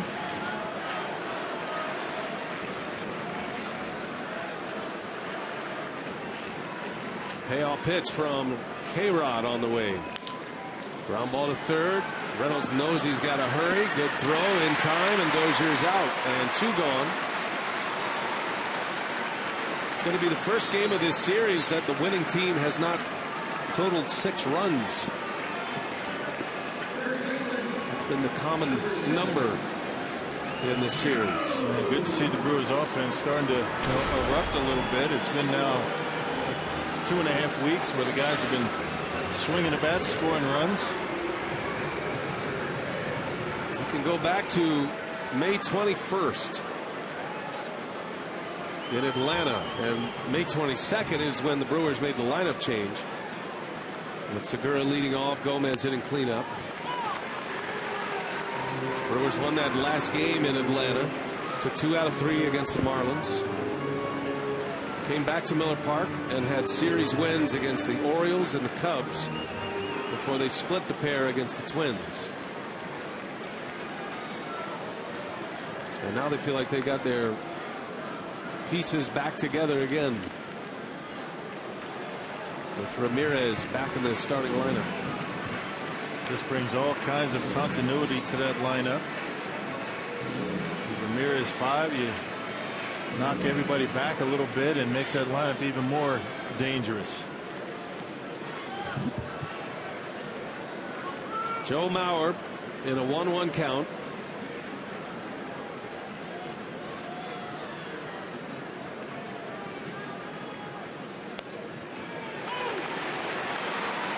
One and 2 it goes. Mauer with men on base tonight and with runners in scoring position tonight, 0 for 3.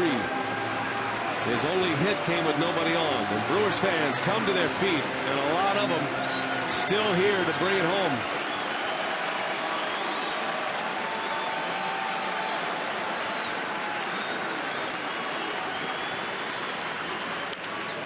Little tapper, K-Rod put the tag on him, and the ball game is over. The Brewers win. They earn the split. Lucroy with a big home run late. K-Rod with his 18th save goes to the top of the National League leaderboard. And Rock, the Brewers play long ball here tonight. 3 home runs, all of them with men on base. A 3-run home run by Gomez. That was a turning point in the game. Looked like the Twins are going to be able to start rolling tonight. Fans are all excited. Gomez quieted them down, and then Chris Davis with a big blow to give him a lead, and then Lucroy putting icing on the cake. But Carlos Gomez, what a night. The 3-run home run to get the Brewers back, and 2 turns.